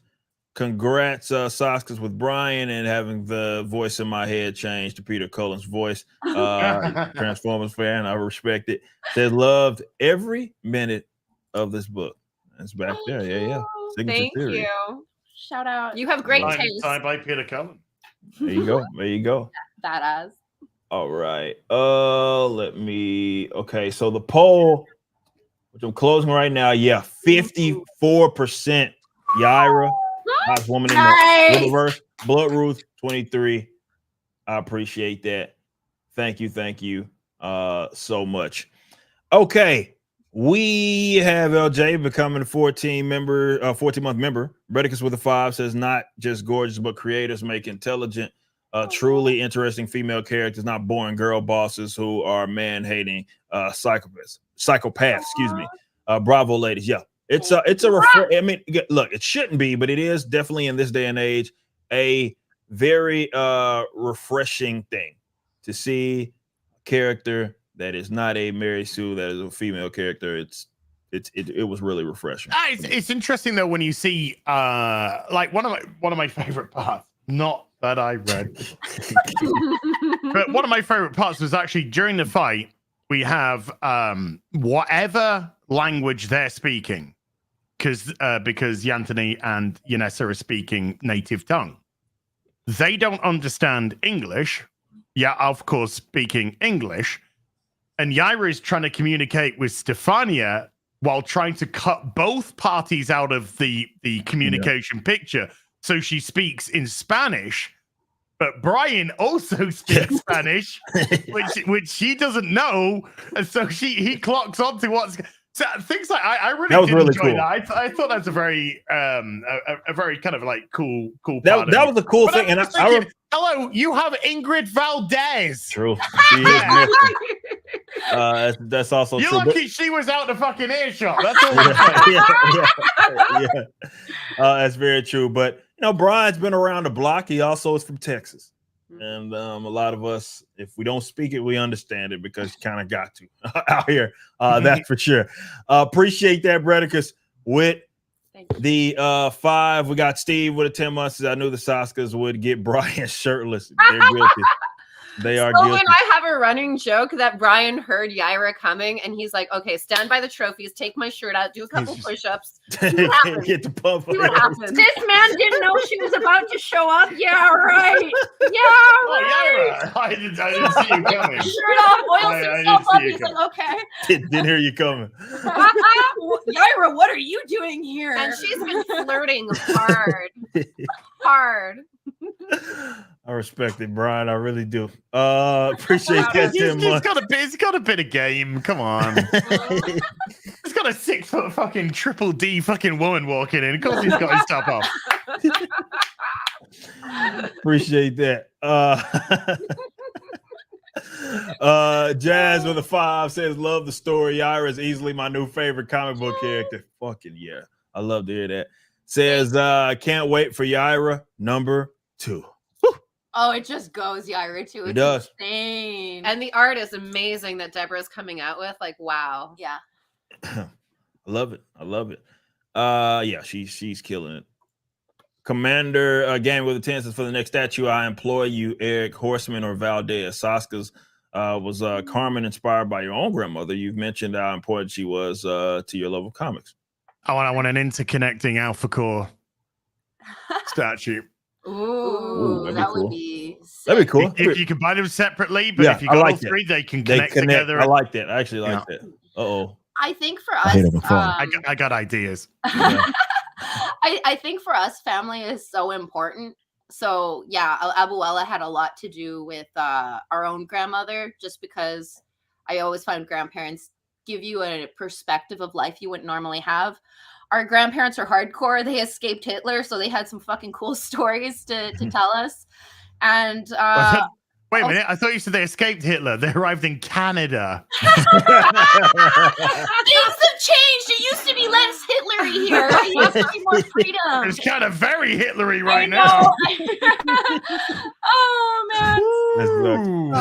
Also, I find there's so many comics where there's erasure of seniors. Like with Aunt May. Aunt May is just like, just a hot chick now, even in the movies. And I think those relationships with older people in your life are so important.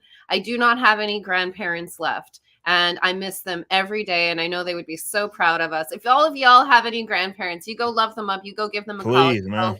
Hug them because they're so vital. They ain't gonna be around. I don't have any of mine alive anymore. It sucks. So yeah, if you do still have your grandparents around, man, fucking tell them what's up. Yeah, you are the dreams your grandparents had years ago when they started to have a family. They are so proud that you exist and that you do your thing. So I feel like I could relate to that. And Stefania is very unlikable, but she does love her grandmother. Yeah. So there was a few points we had to be like, some people make bad decisions, but then you look at what's important to them and you're like, oh, I can relate to that. I can't relate to the thug stuff. I can't relate to killing people or shooting them, but I can relate to loving my family more than anything. And it's interesting because that's the similarity Stefania has with Yaira. Yaira loves her family more than anything. And even if you see it, like when Yaira's stressed out as a Viking, she's praying.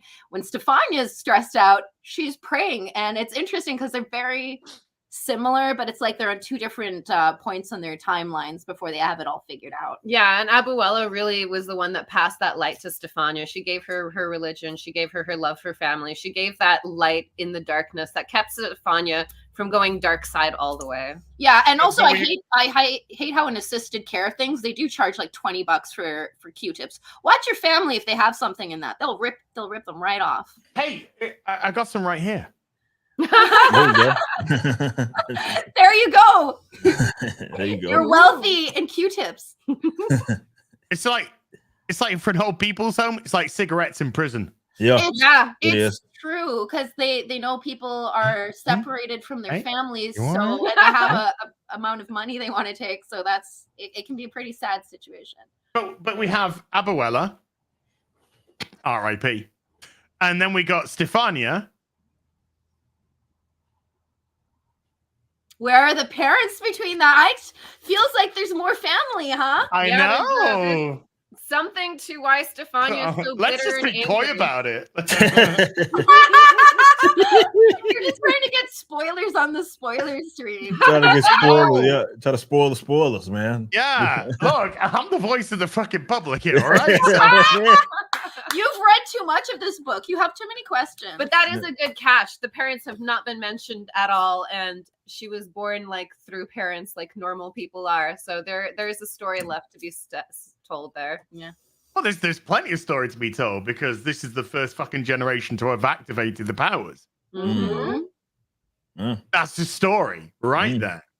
How did that happen? Why did that happen?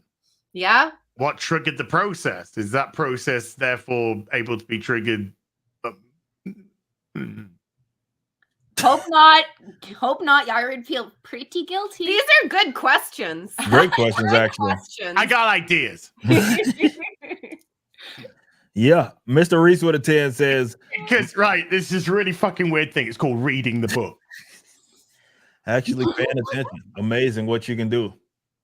Insane. Hey, kids, if you find one of these, Read it. you can actually open it. Ooh. There are bubbles with hieroglyphics. You can translate that to the common tongue. There you go. We got Mr. Reese with a 10 says, my favorite line in the book, it was Jerry's line saying, in nature, anything that's good looking is usually poisonous. Yeah, then he says, don't eat her. And I was like, oh, you threatened me with a good time. Right? Says Yaira looks super cute. Jerry's got problems, yeah. He says, Jerry knows what's going on. Come on. It's like, yeah, she's a bit of a problem, but at the same time, she's kind of hot. You know what I'm Hot. saying? I don't know. I mean, she's problematic, super smoking hot, a good hot. Yeah. also, page 28, Yaira looks super cute with umbrella, says Mr. Reese. Appreciate that. Thank you. Crimson Shadow with a 5 says, hi, Airgas and the Saska twins. I hope y'all are doing well. I received my copy of Yaira a few weeks ago, and it was amazing. Hats off to Jen and Sil. Appreciate that. Thank you. Yes, sir. All right. Moving on. We got Student OG says lots of aliens in the prison. What's with that? Well, that it was a prison for those types. Is except prison? Yeah. For those types. So everybody that was in there is probably not good, and they can fuck people up. So some of them are just weird looking. Not all of them are from space or other Yeah. places. Some have like physical accept things happening. And no spoilers, but if you're more interested in the prison system, I think there's a comic coming that addresses something. Good. Yeah. So that's it's funny you mentioned that. This is not much of an NDA, but I will say this much: that the prison there was created. It appeared first in Yaira, but it was created in a different book. That was already written and conceptualized and all that. So it's just not out yet. So that okay, so that's gooding. I don't know, man. Well, book, I have no idea. I do have all the ideas actually, but I would. Well, I just can't see the Horseman, sort of doing that. I can see Gooding being part of a process to keep Accept locked up. Yeah. So Good idea. You fucking really dumb. Oh, there's a bro science raid in the chat. Hi guys. Oh, shout out, bro science. Did they just end? Big shout out. Everybody that was over there. Shout out to Dan as well as Traitors. Absolute traitors. Yes. This was our time slot, damn it. Yeah. Oh, welcome, bro scientists. I hope you learned a lot today. Yeah, they learned to give up on trying to compete against Rip and the Silverback. That's what they learned. That's what they fucking learned. I feel bad we were on that show last week. Yeah, they were on not too long ago. That's very true. That's a good show. Seriously, big shout out to Dan. All right, I have 2,400 people in my stream. It's fine. I appreciate y'all, man. Much love. Okay, we have Bask is gay. we have a 20 from Josh Kelsey. Says nothing, Yeah. as he always does. Thank you so much, Josh. Kahaku with the 7 months says, hell, chat. Ripper As and the Sasuke's Yaira one was dope. Appreciate that.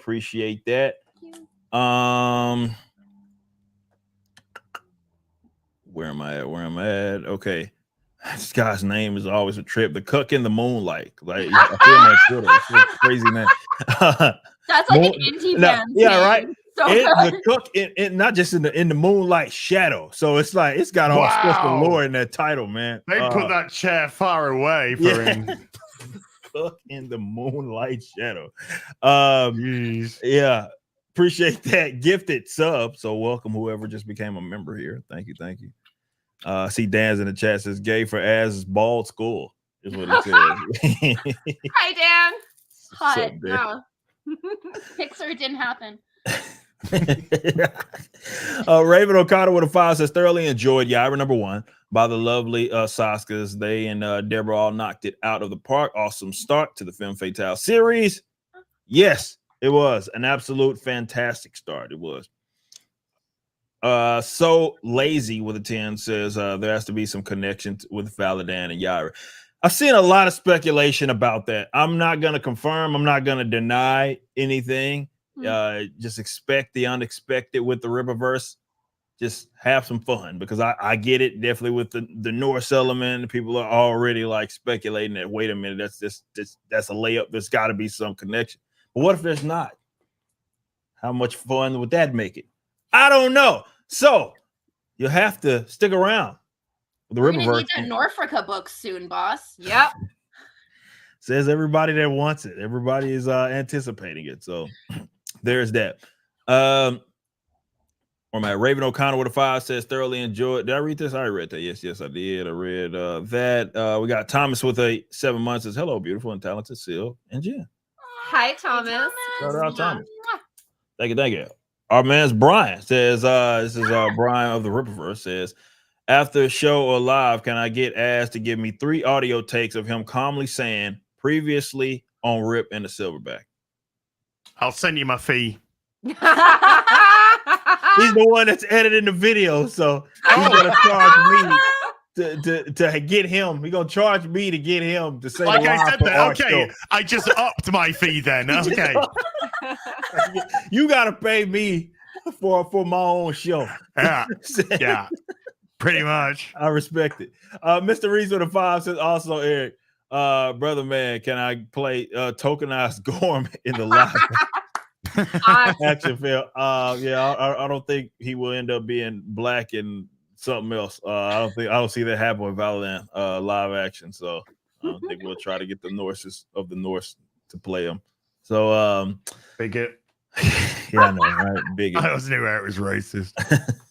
James with a 2 says, how legal is the imprisonment of those excepts? Well, Alphacore is involved, so there's some level of expectation and some level of legality that's there that has them all stored where they are stored. So I would say, I mean, that's like Belle Reeve to me. Yeah. So appreciate that too. James got big bone with the 7 months. Says, my curiosity is off the charts after Yaira number 1. I can't wait to find out more about where she came from. More importantly, the other guy who rebelled. Are they connected to Norfolka? So intriguing. Well, if Neptune was presumed eaten, and he looked good to me. Didn't look like he had any chunks out of him, So is that? Are there more that might, or is this just a big fucking exodus and safe face? I don't know. There's a class society going on there that needs, I don't know. Why am I asking you? Interesting. You ain't gonna say. You and you're wanting spoilers on the spoiler stream. On the spoiler Why stream. How dare you? I got ideas. Scorpio with a 10 says Brian extending his hand to Stefania to give her a second chance was epic. Also, I suspect another character who might be a descendant from Yaira. Okay, Scorpio. But that was a cool little moment for her. We saw who she ran with. I do believe in this story she does represent a lot that I think a lot of folks can relate to, especially myself, especially with the whole, hey, I was in a gang and all this other shit that she experienced.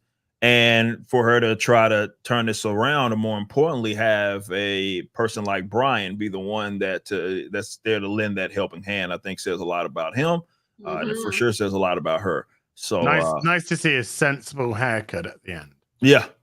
She's getting back to being who she is. She, as you can tell, she's got a lot of stuff going on with her appearance that says, "Stay the fuck away from me." Yeah. Initially. And as you get to know Stefania and you see her in those private moments when she's praying to God, that's not who she is. Even when her gang is like, "You're going to use these powers to do crime with us," and she's not all like, "Oh, yay, I can't wait to do that." She is, hesitant. She's reluctant. She does have good morals. I will also point out, Brian broke the rules. You take a criminal and you put her on Alphacore instead of putting her in jail and making her susceptible for any of her crimes. I like that he's starting to do the right thing despite those D99s. You might look in the history of Brian and see that he's always been badass. Oh, he's so cool. It's really weird. I remember doing a stream. Cool. I remember doing a stream with, I don't know, the people in this fucking room. And it was about Alphacore and, hey, Az, what have you got any ideas? Oh, I got ideas. I got ideas about Brian Solari, I said, Brian, I think Brian's going to have trouble. I think Brian's going to have trouble conforming to these rules because, and you fucking looked at me like, oh, He pays us to say, I don't know. I'm trying not to spoil it. So you can open a book and be like, wow, cool. Az did call it right at Alphacore. Right at Alphacore. He's like, I see the struggle here. He did. That's because Chuck Dixon's a fucking great writer as well. Yeah. Chuck. He is amazing. His books are insane. Oh my God. The one I'm not allowed to talk about is my favorite ever. It might be the best comic I've ever read. I might. It actually might also be my first tattoo. I shit you not. Ooh, there you go. It's good. I'll see you for that spoiler in a few months. Ooh, nice. You see Jen, she just shows it. She's like, redacted #1. Yeah, redacted says redacted. It was so powerful. I got it printed on my redacted. It's a great line. Well, go like that. It just says NDA. What a troll. What a commitment to the troll that would be. Yeah. That would be commitment. I want to see. NDA. That would be a respectable troll if that was done. Wow. Joe Music with a 5 says, nice detail whenever Yaira is in cold environments like in the lab, everyone's breath shows except for hers. Yes, I did notice that, by the way. That's all. Good catch, Joe. I caught that. I caught that. Everybody had the condensation apart from Yaira, obviously, which makes Oh, those scientists are going to catch up to her eventually. Eventually. He's in the fucking insides. Holy shit. Night Rona with a 5 said, Jenna Sylvia question. Yaira could have taken Stefania, but she gave her up to Solari. Did you see that as importance of fathers? Says Night Rona. Well, we do have a slogan. We say dads' lives matter. And dads' lives do matter. When they say women and children first, I see it as fuck men. If I do that with men, it's in a loving way. I'm very pro man. I'm also very pro having male influences in a female life. I mean, I have great female role models, but I have amazing male role models. Actually, more of my role models are male than female. And I think it was also a way of Yaira trusting somebody. Yeah. And she recognizes the goodness in Brian, and she wasn't planning on coming back. Yeah. Sometimes we recognize qualities in other people that we wish we possessed ourselves. 100%. And it's like they have a little family. She leaves the kid she has with the Brian. errant daughter. Yeah, and she might say, the surrogate dad. Right? And she might be completely sassy. She's like, we're an old married couple. I want a divorce. However, here's the only person I have that's related to me. Please take care of her. She's smiling pretty wide when she sees him shirtless, I gotta say. Dan Bass, you could absolutely pick up Yaira. You drop a how you doing and no woman is safe. Oh, especially if you sang for her. Jeez. Ah. She would have been like, I've never heard that kind of a sound where I come from. Can you sing in Norse? Because that would be done. Done deal. Yeah, you'd win. That's for sure, Dan. Shout out Dan. Much It's love. meant to be death blow. DB with a what a minute. That was one I already read. Am I skipping this? Oh yeah, I did. Marcus says, I love Yaira. I love how one villain challenged her physically and the other two challenged her ideologically. Says Marcus Henry. Yeah. Look at the big brain on Marcus. Wow. Shout out Marcus. Big shout out. DB with a 2 says, Eric, you please stop failing. Says much love. I will. Yeah, we're worried about you, Eric. I know, right? No one feels like you, boss. Can't keep this up. Marcus Henry with a 5 says, I say Yaira is a type of anti-hero for now. She's trying to get humanity to live longer, but have no qualms about collateral damage. Oh, you've seen that. She, like I said, she's not as by the book as some of the other characters, like a Brian or something like that. Marcus, you're brilliant. Yeah, You're really taking a lot of do you have surveillance here? Him and Adam will chat after each comic. They just talk to each other. CJ with a 5 says, congratulations to the Saskas on the amazing book. Will we see consequences from Yaira Planet for what she did to Yanessa and Anthony? Well, I'll answer that. That's easy because there's obviously, with wherever she came from, wherever that may be, this story doesn't end there. That story did not end in Yaira 1. Let's just say that. There's a lot more story to be told there. So, and it will be very exciting. Defendo 99 with 5 says, I blame Saska's creation of Stefania for the delay of Alphacore number 2. Nothing but love, says Defendo. With a $5, I appreciate that. And yeah, I do love Stefania as a creation, man. It was a good character addition to the Rippaverse. Mr. Reese with a 5 says, I also like the part where Solaris speaks Spanish, but basically was telling Yaira female. You're not the only one who's bilingual. Yeah.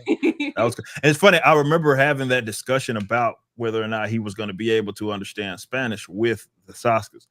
And obviously it makes all the sense in the world considering who he is. And obviously you're going to learn a lot more about Brian and his past soon enough. But yeah, makes all the sense in the world. And it made sense for this story. Marcus with 39 months says, I think Yaira and Brian are cosmic level ice. Can't tell. Well, that's strong. Yeah, I mean, Ison took a fucking big shot from Yaira. Yeah, like let's make no mistake. Isom is no slouch, right? No. Obviously, he has a huge flaw with both of them in that, well, he can't fucking fly, right? That's the big flaw of him. But I mean, you saw how even it played out in animation, which is basically the same exact scene that was in Isom 1. He was blocking her punches, and she was concerned with it. She was like, "Why the fuck are you? Why are you this damn strong?" Right? So Isom isn't any slouch by any means, but yeah, he can't fly. So yeah, what did I? You need to have a chat with Gooding, perhaps. Just wait till ISOM 3, you guys. You have no idea. You're gonna love ISOM. Yeah, it actually no idea. The end gave me chills reading it. It's like what you were saying, Eric. When you see the script, you can get a reaction, but when you see the script with the panels all together, it's just like, oh man. Even when I heard the ending, I was like, how? That's perfect. I didn't know. How did it all like wrap up perfectly? All right, we get it. We get it. I know stuff. Oh, it's so good. It is so good. Oh, good for fucking you. We have let me see. Lower Lips Liquor with a 2 says, is the Rippaverse centered around DFW or all over? Well, the Rippaverse is all over. It's just that right now we're starting in it's not necessarily, it's not the DFW, it's a fictional city of Flores Park, which is where it all starts. There will be more perspective given as we grow this universe about Texas in itself, about we know certain things. Yeah, there's little tidbits, especially if you got the cards, you know that there's some shenanigans. at play. It looks different. There's some similarities, but it does look different. But the Rippaverse is ever expanding as well. So obviously Texas isn't the only place, or the area of Flores Park in this very affluent city. It's not the only city that exists. So there inevitably will be other stories that are told outside of Flores Park or outside of Texas in general. And it's going to be very, very exciting. That's good. I love it. Look at that. Shout out Will Conrad, who is actually the artist of that right there. Yeah. He's also the artist of the upcoming Gooding, the Polymath book. Will Conrad is an absolute pro. He's a badass. It's so good. And also for people who like villains, the villain in Gooding, I know she doesn't like him. I love him. He's great. Your new favorite villain. Gooding is my man. The way you tell us apart is she likes the piece of shit villain, and I love the perfect man hero. He's judgmental much. He is bad. I don't even know what page, but there's a page that will come that if you like this villain, you are a dark person. You're a Sylvia. That's not Jen. the reason I like him, and also I don't blame him for that. He was put in a situation where the outcome wasn't good. This guy what happens in Item 3? His entire life. Yeah. This guy is crap. Shut up, he's good looking. Okay, yeah, but that part in Item 3 that he did the thing. Oh, what? We'll see you in a month to spoil it. We'll see you at the next spoiler stream. We'll come and dish it out about who's better. No. Gooding. Yes. Multiple syllable names. Nah. Is good. Nah. The bad guy does have a cool name. The best. So good. So good. Big Bad Law Wolf with a 10 says the villain poll didn't include that suit button. Oh, right? About, the villain. That was a villain, wasn't it? That was a villain. That was an evil son of a bitch. CJ with a 5 said, I like the smart strategic side of Yaira. She orchestrated Alphacore fighting the 3 villains and took advantage of the situation. Bro, back up. Yeah, she's you just didn't tell them. Yeah. Well, shout out to Eric. He gave us a character that was an archaeologist and a biologist, and she's working at a technical institute. So we're like, okay, well, she's not dumb. No, she's been around the block. That's for sure. Larry, what's up? Got to meet Larry out there in Dallas, so or out here not too long ago. With a 5 said Yaira is the most engaging read for the month for me. I enjoyed my 3 read-throughs. Good job, Deborah, getting an art book release. I would be absolutely down to do that. I will get with her about that. Actually, I would be up for doing just like we did with the pencils. With Joe. That would be sick. I'll be down for that. I'll be down for that. She draws some good-looking people. Oh my God, does she ever? Yeah. Marcus with a 10 says, I didn't really like Stefania until we found out her relation to Yaira and then tried to look at things in her shoes. People who lose or have no family tend to look for it in other areas. Good stuff. Thank you, Marcus. That's a core part of her, and that's a good mention. Shout out Marcus, man. Lower Lips Lego with a 2 that Yaira caused the eruption of Mount St. Helens. A few years back, yeah, that was definitely her. That was definitely her. Yeah. There's a volcanic eruption. It was Yaira. her. Yeah, maybe that's where her and Brian fought to a standstill. Who knows? There you go. Cuba with a 52 months says Yaira and her people remind me of a cross between Asgardians and Kryptonians. I'm definitely interested to see where it goes. I like that they had their own language. Yaira is kind of like Wonder Woman to me. Appreciate that, Cuba. Oh, thank you. I'm glad. I'd say more Artemis than Wonder Woman. Yeah, I can see that. CJ says Yaira beat Ice and Alphacore back to back on the same day, like Chris Jericho beat The Rock and Stone Cold on the same night. Oh, hell yeah. Sick reference. Yeah. Miles Mulholland with the Canadian 5 says, so with the Rippaverse being canon in the Rippaverse, when do we see Ripping the Silverback? Hashtag Yaira, great backstory. Will we see more Max race? We talked about that latter point. And yeah, that was I know what you're referring to the scene that Ash just showed there with the splash. And you see a little something in the background that looks very, very familiar on that page, which is a cool little Easter egg, cool little nugget there that I know you guys enjoyed there. And I don't know, maybe there is some cool things that we can do from that. So we shall see. We shall see. By the way, they're fucked. Just saying. Yeah. Hope your Larry insurance is paid up. Larry with a 2 says, still wonder if Superman eats or uses the bathroom. Well, he drinks. We know that much.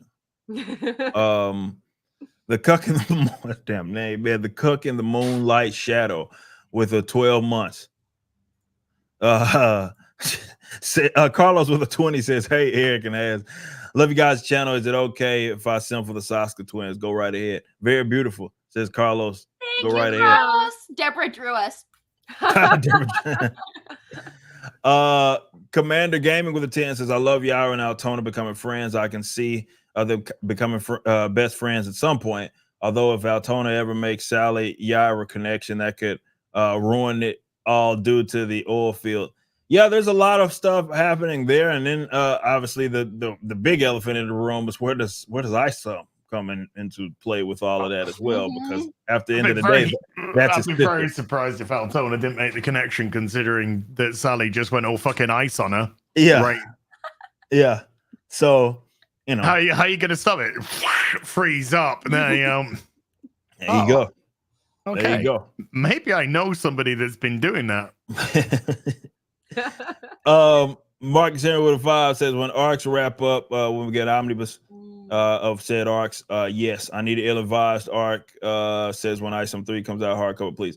Yeah, as our collection expands, or rather as our catalog expands, we will be doing like collections. So I know you guys like the big trades and the hardcovers. Those will drop soon enough, definitely, again, with our catalog expanding the way that it has. Avery Parker, my man's with a 2, says you're all uninvited from the wedding. I guess he's talking about Bloodroof. Oh, come on, man. I'm rooting for you. Mr.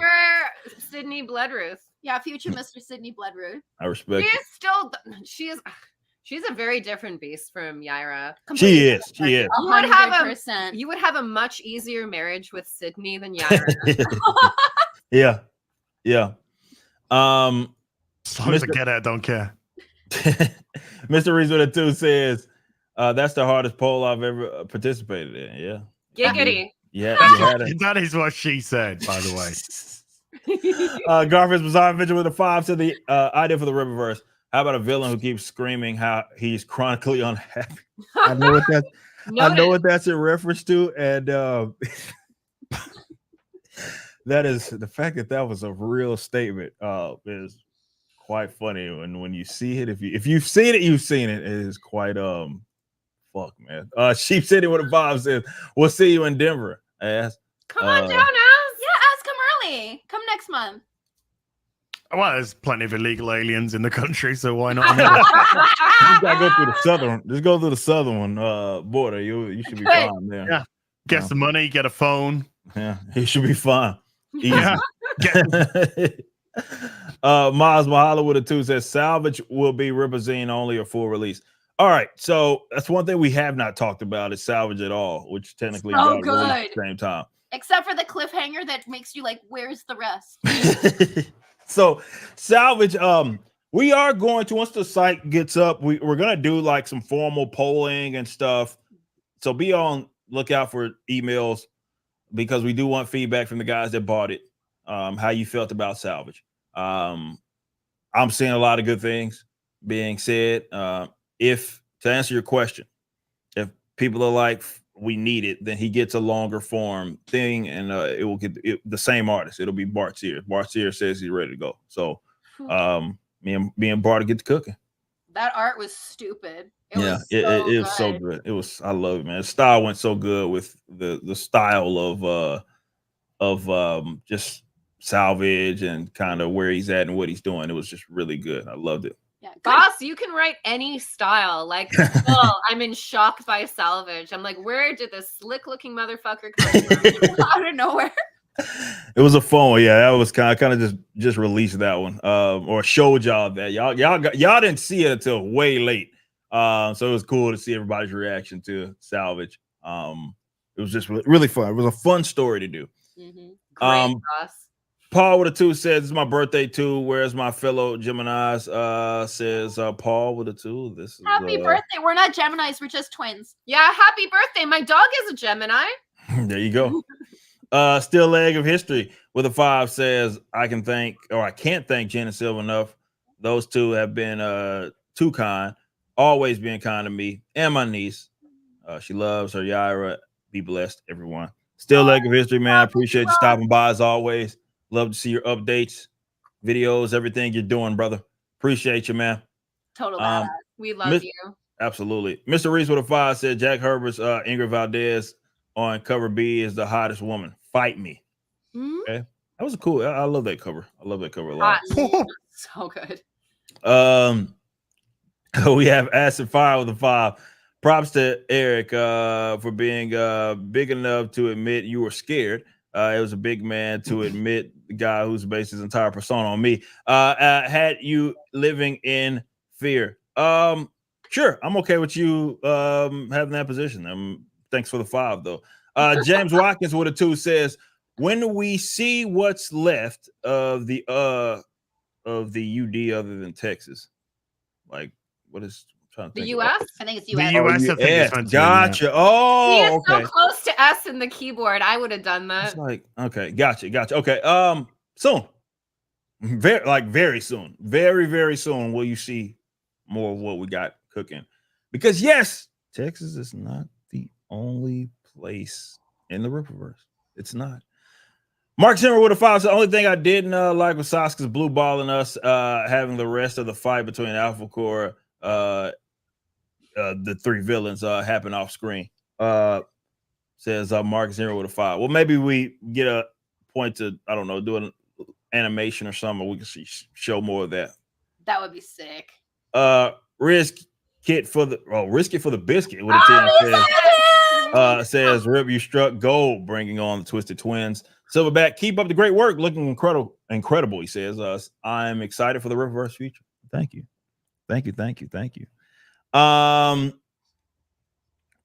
Where is there we go. We got Sean with a 2 says, I read these with my kids. Thank you for the whatever that is. Bleep. Thank you for censoring the naughty language. Thank you. Appreciate that. You Sean. got it. I loved that when I used to read X-Men because every other word from Wolverine would be just a bunch of things, and I'd be like, "What's he saying? Yeah. It must be a cool word." Fuck. Commander Gamer with a 5 says, love the splash page so much. Please give massive appreciation to Deborah. My girl Valdez is 2 for 2 on losses to Yaira. She needs a win. Sasuke's. Well, victories, you catch them when you can, but it's also like different, right? A victory to her is different than what a victory looks like for Yaira, right? Like, because they're fighting different wars here, or battles, if you will. So, yeah.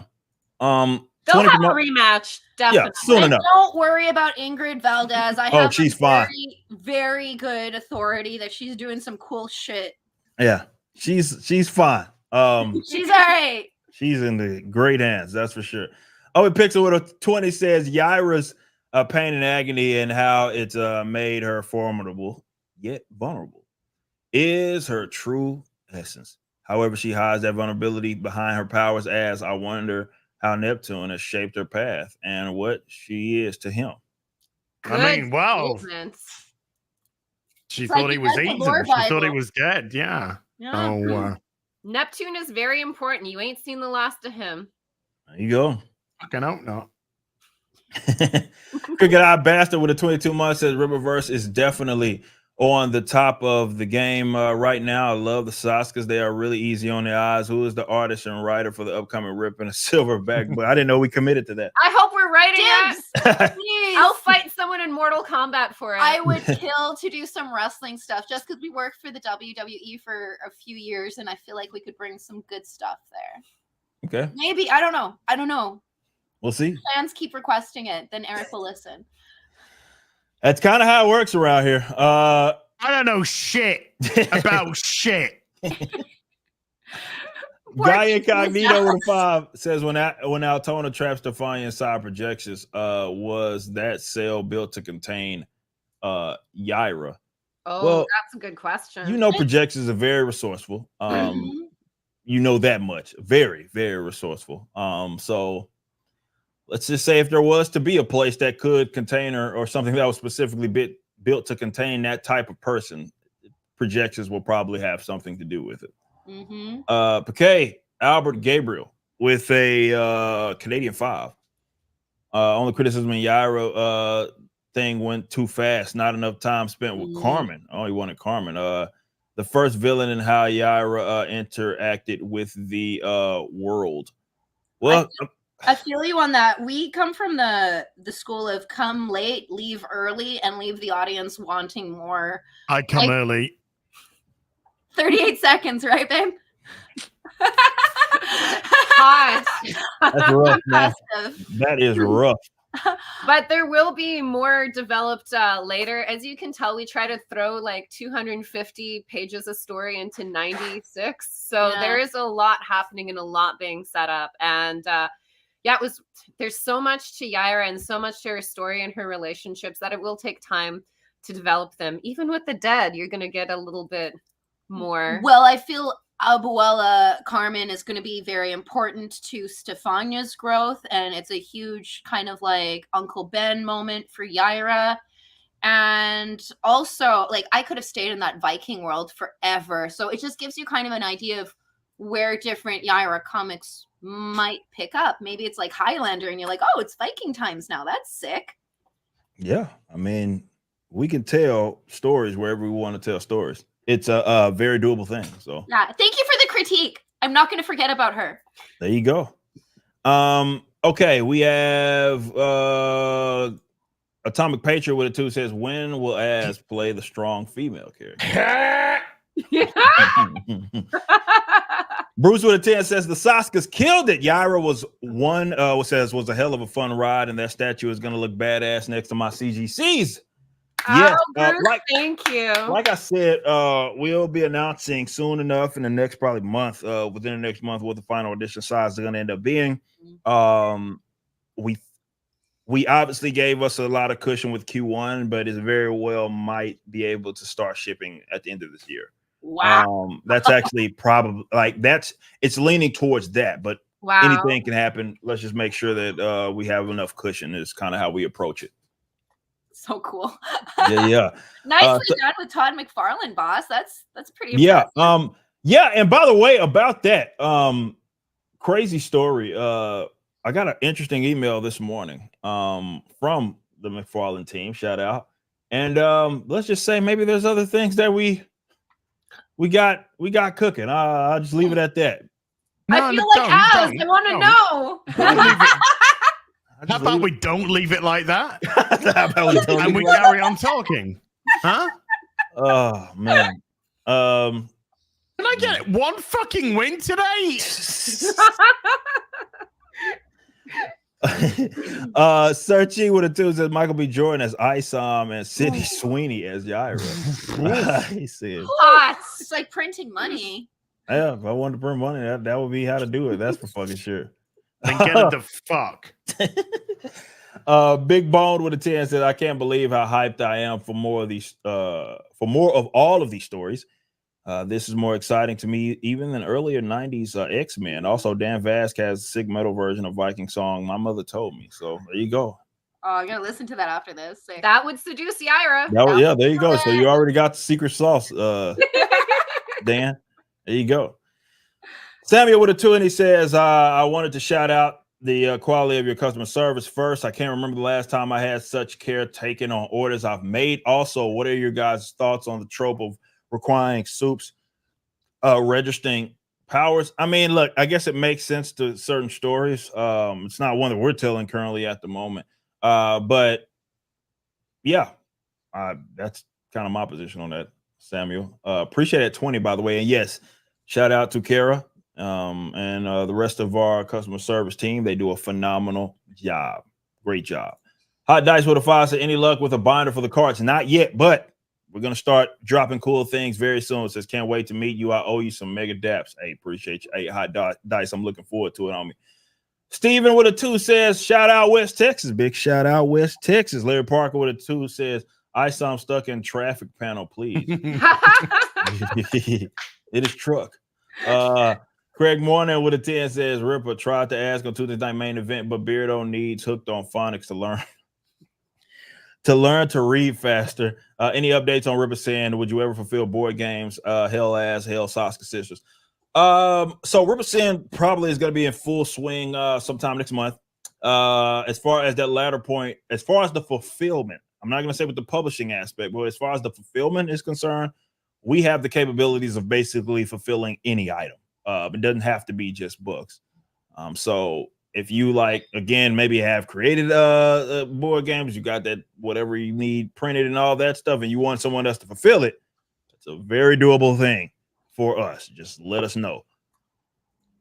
A guy incognito with a Canadian 10 says, not trying to be a turd in the punch bowl, but Pink Mohawk gang member gets shot in a robbery. Then we see him later without taking wounds with Stefania as he's secret in exile. Well, I think that, well, I'll say this. There are, if you look closely, there's more than one of them that all of them are punks. The whole fucking team is punk. So maybe you're seeing a different one, but there's a bunch of them. It's a group of gangs, and they all fucking got weird colored hair and mohawks and shit. We intentionally gave them blue and pink hair in abundance. Yes. Don't know why. Felt right. Yeah. And I will say, if you watch an old Western movie, one bullet will not kill you. Like, it'll hurt really, really bad. We have a lot of action movies where one bullet and you Robert Rodriguez style go flying across the thing. Yeah, it takes a lot of damage to kill you. Yeah. Yeah, I just checked. They are all different, by the way. Yeah. Mark here with a 5 says Steph was praying to what seemed to be a monolithic god. Says, but the world seems to have a pantheon. Very interesting. Yeah, these are all things that will be entertained in our world, and it's going to be very, very exciting. We got Atomic Patriot with a 2 says, I speak for the people when I ask Norfolk win. I've heard your demands. Trust me. Things are cooking. Nomad with a 6 month says, hey, if it isn't the very schmexy lady, ass. Hey, Eric. Hey, ladies, he says. Appreciate you. And okay. And I think that's it. Okay. All right. So final takeaways. I do want to say, make sure we go ahead and do that. So I'll say this much. I had obviously a great time reading the story, but it's even more fun when you know what's coming next and you know what this means. You are fucking taking a piss now. I know I am. I'm sorry. It's like he's hyping his own company, right? Yeah, it's seriously, it's fun. Like, because I read these stories. Things you don't. Isn't that right? But no, like, it's also going to be fun for the audience eventually. As we start to release more stories. But the mind gets jogging, right? They introduce an element in their stories, which means that element can be entertained in other people's stories as well. That can take that story to the next level, and that's a fun aspect of everything that we do here. It's a great story, great. I mean, obviously we had a lot riding on. The character is very hyped up, and it looks like it has delivered on pretty much every single aspect of it all. Everybody seems to love it as far as our main customers, and that's what we wanted. As I've mentioned a million times, if there is nothing for the Riververse for you now, eventually there will be a story that resonates with you by somebody. It will be released. But I do appreciate, of course, all the fans out there that are buying everything, that are having some fun. As we continue to grow, and like the website, a lot of this is going to be encouraging these types of discussions, nerding out, interaction as well. It's going to be a very fun time with the Riververse this year. And yeah, it's very, very exciting. As I'm gonna let you go, final takeaways, things you want to mention with regards to Yaira.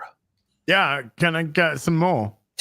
Yes. What, you'd be happy that Deborah's already working right now on Yaira number 2. When? Okay, dates specific, nailed down. I'm getting nothing out of these. Nothing. Very soon. How much I can say? Yeah, no, well done, Genesilv. Well done. Brilliant book. It was a big character to take on, and after the successes, obviously, of Yaira, Isom and Alphacore, just came out and just knocked it out of the park. So fucking great stuff. Absolutely. Congratulations to you. Thank you. We were very impressed with our writing for Avery. I think we really nailed him. Not as hard as Yaira did. that's fucking for sure. Yeah, it was a cool little cameo. Doesn't get mentioned or anything. He's just there in a couple of panels, and then he's gone. So Don't follow me. And that was it. But yeah, shout out to Az. Appreciate him joining us as well. Jenna Sylvia, I want your final takeaways, things you want to say to the audience before we wrap up today's stream. Well, I'm just so grateful to you, boss, for this opportunity, and Az for actually reading a comic book. And First all time. of your friends. First time. I grew up reading comic books. If you've seen us speak before, our grandmother got us into it. We call them funny books. And those characters were my friends growing up. I loved each and every one of them so passionately. They were very real people to me. And as I've gotten older, I don't recognize my friends anymore, and it makes me really sad. So to be part of a company that gives a shit about the lore, gives a shit about the fans, and cares about the characters. I've worked for the other companies, but I've never worked for a team that is like, oh my gosh, what are you doing for Bloodruth? Oh, that's my favorite book now. Or, hey girls, I just drew this new character, Joe Bennett. I think you're going to love him. Oh yeah. This new character he wrote is my fictitious boyfriend. I'm so in love with him. So I good. can't even. It's so like good. I'm like, draw faster, Joe, draw faster. I need it so badly. He's so busy. Yeah, but it's just such a beautiful feeling to be working for a company and working on characters in a universe that matters, that we care about the fans, and that the experiences I had growing up being like, these heroes help me carry on and be a better person when I really need it. It's just so beautiful to be able to do that for a whole other generation of fans, and also a generation of fans that kind of was treated like crap for a while, and we'll never treat you like crap. That's our company motto. We love you guys. You guys are the second boss that we work for. 100%. When we saw how popular Yaira was, Jen was so jealous she wasn't writing her, and then Eric asked us to write her, and we're like, oh, this is fucking cool. We're not intimidated by challenges. We remade a Cronenberg movie. Who the fuck has the balls to do that? That's insane. We made a sequel to Night of the Living Dead. That's insane. And then the most popular character from this, we saw the fan reaction. We read every tweet and we're like, shit, we got to write a really good story for her. Otherwise, we're going to embarrass ourselves. So it was a real honor to write for her. Eric, you're so good at setting up characters. Even after Yaira, you made Bloodruth and you're like, here you go. Like that never happens. The fact that you are not egotistical like that, you set everyone up for success. It's so much fun. And I'll get used to it, but it's so weird to work for a company that's creative and not having to remind them what the company is creatively about. You know every single thing, and you'll notice things like that's the Tefania, like Brian Solari beat. You'll be like, we know what happens, but let's show them what happens there, because that is an interesting enough beat to have in there. And I think the more that people read these stories, the more they'll see how well fleshed out they are. ISOM 3, and you'll be super impressed with the ideas. And also, we have so many creatives that aren't even announced, so many books that are not even announced that are coming. And I think a good reason why you're going to see us depart from the campaign and just have the store, because these stories are coming faster. And I think that makes sense, because like I've seen so many people being like, where's Yaira 2? And I'm like, but you just got Yaira 1, Mom. That's a perfectly valid question to have. It is 100% valid. And also, guys, we're all listening. So anytime you say something, like, we come and listen to it, like talk about any single thing, like releasing the Eric sketch as a cover for ISOM 3. Like, and how is the hat, Eric? Yeah. How's the hat doing? Doing good. Looking at it right now. It's doing good. Yeah. Doing good. It's also nice to see hot women represented again. I know that there's a lot of beautiful women wandering into comic book shops being like, where's my voice? Where's my voice? As a woman myself, I agree. I love it. But no, you guys did phenomenal. And thank you. Obviously Yaira's in great hands, fantastic hands. You guys doing her justice. Thank you, boss. You created her. We're just fleshing it. No. Obviously, this is becoming you guys' character, and it's I'm just loving the stories, loving the absolute stories. I'm loving the hell out of the stories. So Yaira 2 has already been working on. So for you guys out there that are like, where the hell is it? It's on the way. Yeah, I spoiled that. I'm so sorry, boss. Yeah. It's all good. There's at least 4 books still to come this year. I don't know what you're talking about. Well, I'll tell you then. There's Gooding. There's the Horseman. Yeah. There's Bloodruth. Isom 3. Yeah, that's true. That's true. Gooding, which is the next, I guess. That's fucking Gooding, 4. Horseman, Bloodruth, Isom. Yeah, Isom. Yeah, that's 4. That's 4 Tell minimum. me when I'm telling lies. Tell me when I'm telling lies. That's true. That's a good point. At least 4. There's at least 4. And that's not include some of the other ones that we got worked on as well, or that we are working on. So yeah, man, we're trying to be a legitimate publisher. This isn't just a hobby for us. I mean, no, you already are one. Yeah, that's true. That's why you're taking so much fucking flack, mate. Yeah, that's a good point. That's a great point. That's you always take the most fire when you're over the target. That's what the saying says. That's what the saying says. Okay, let me fly through these real quick. We got Scorpio. He says, for the love of just green lights out. That's no brainer. Crippled Libertarian says Norfolk. Everybody's been asking for it. Yes! Trust me, there will be some conversations had about Norfolk. The Traditionalist with a 20 says the kiss Yaira gave Brian was flawless.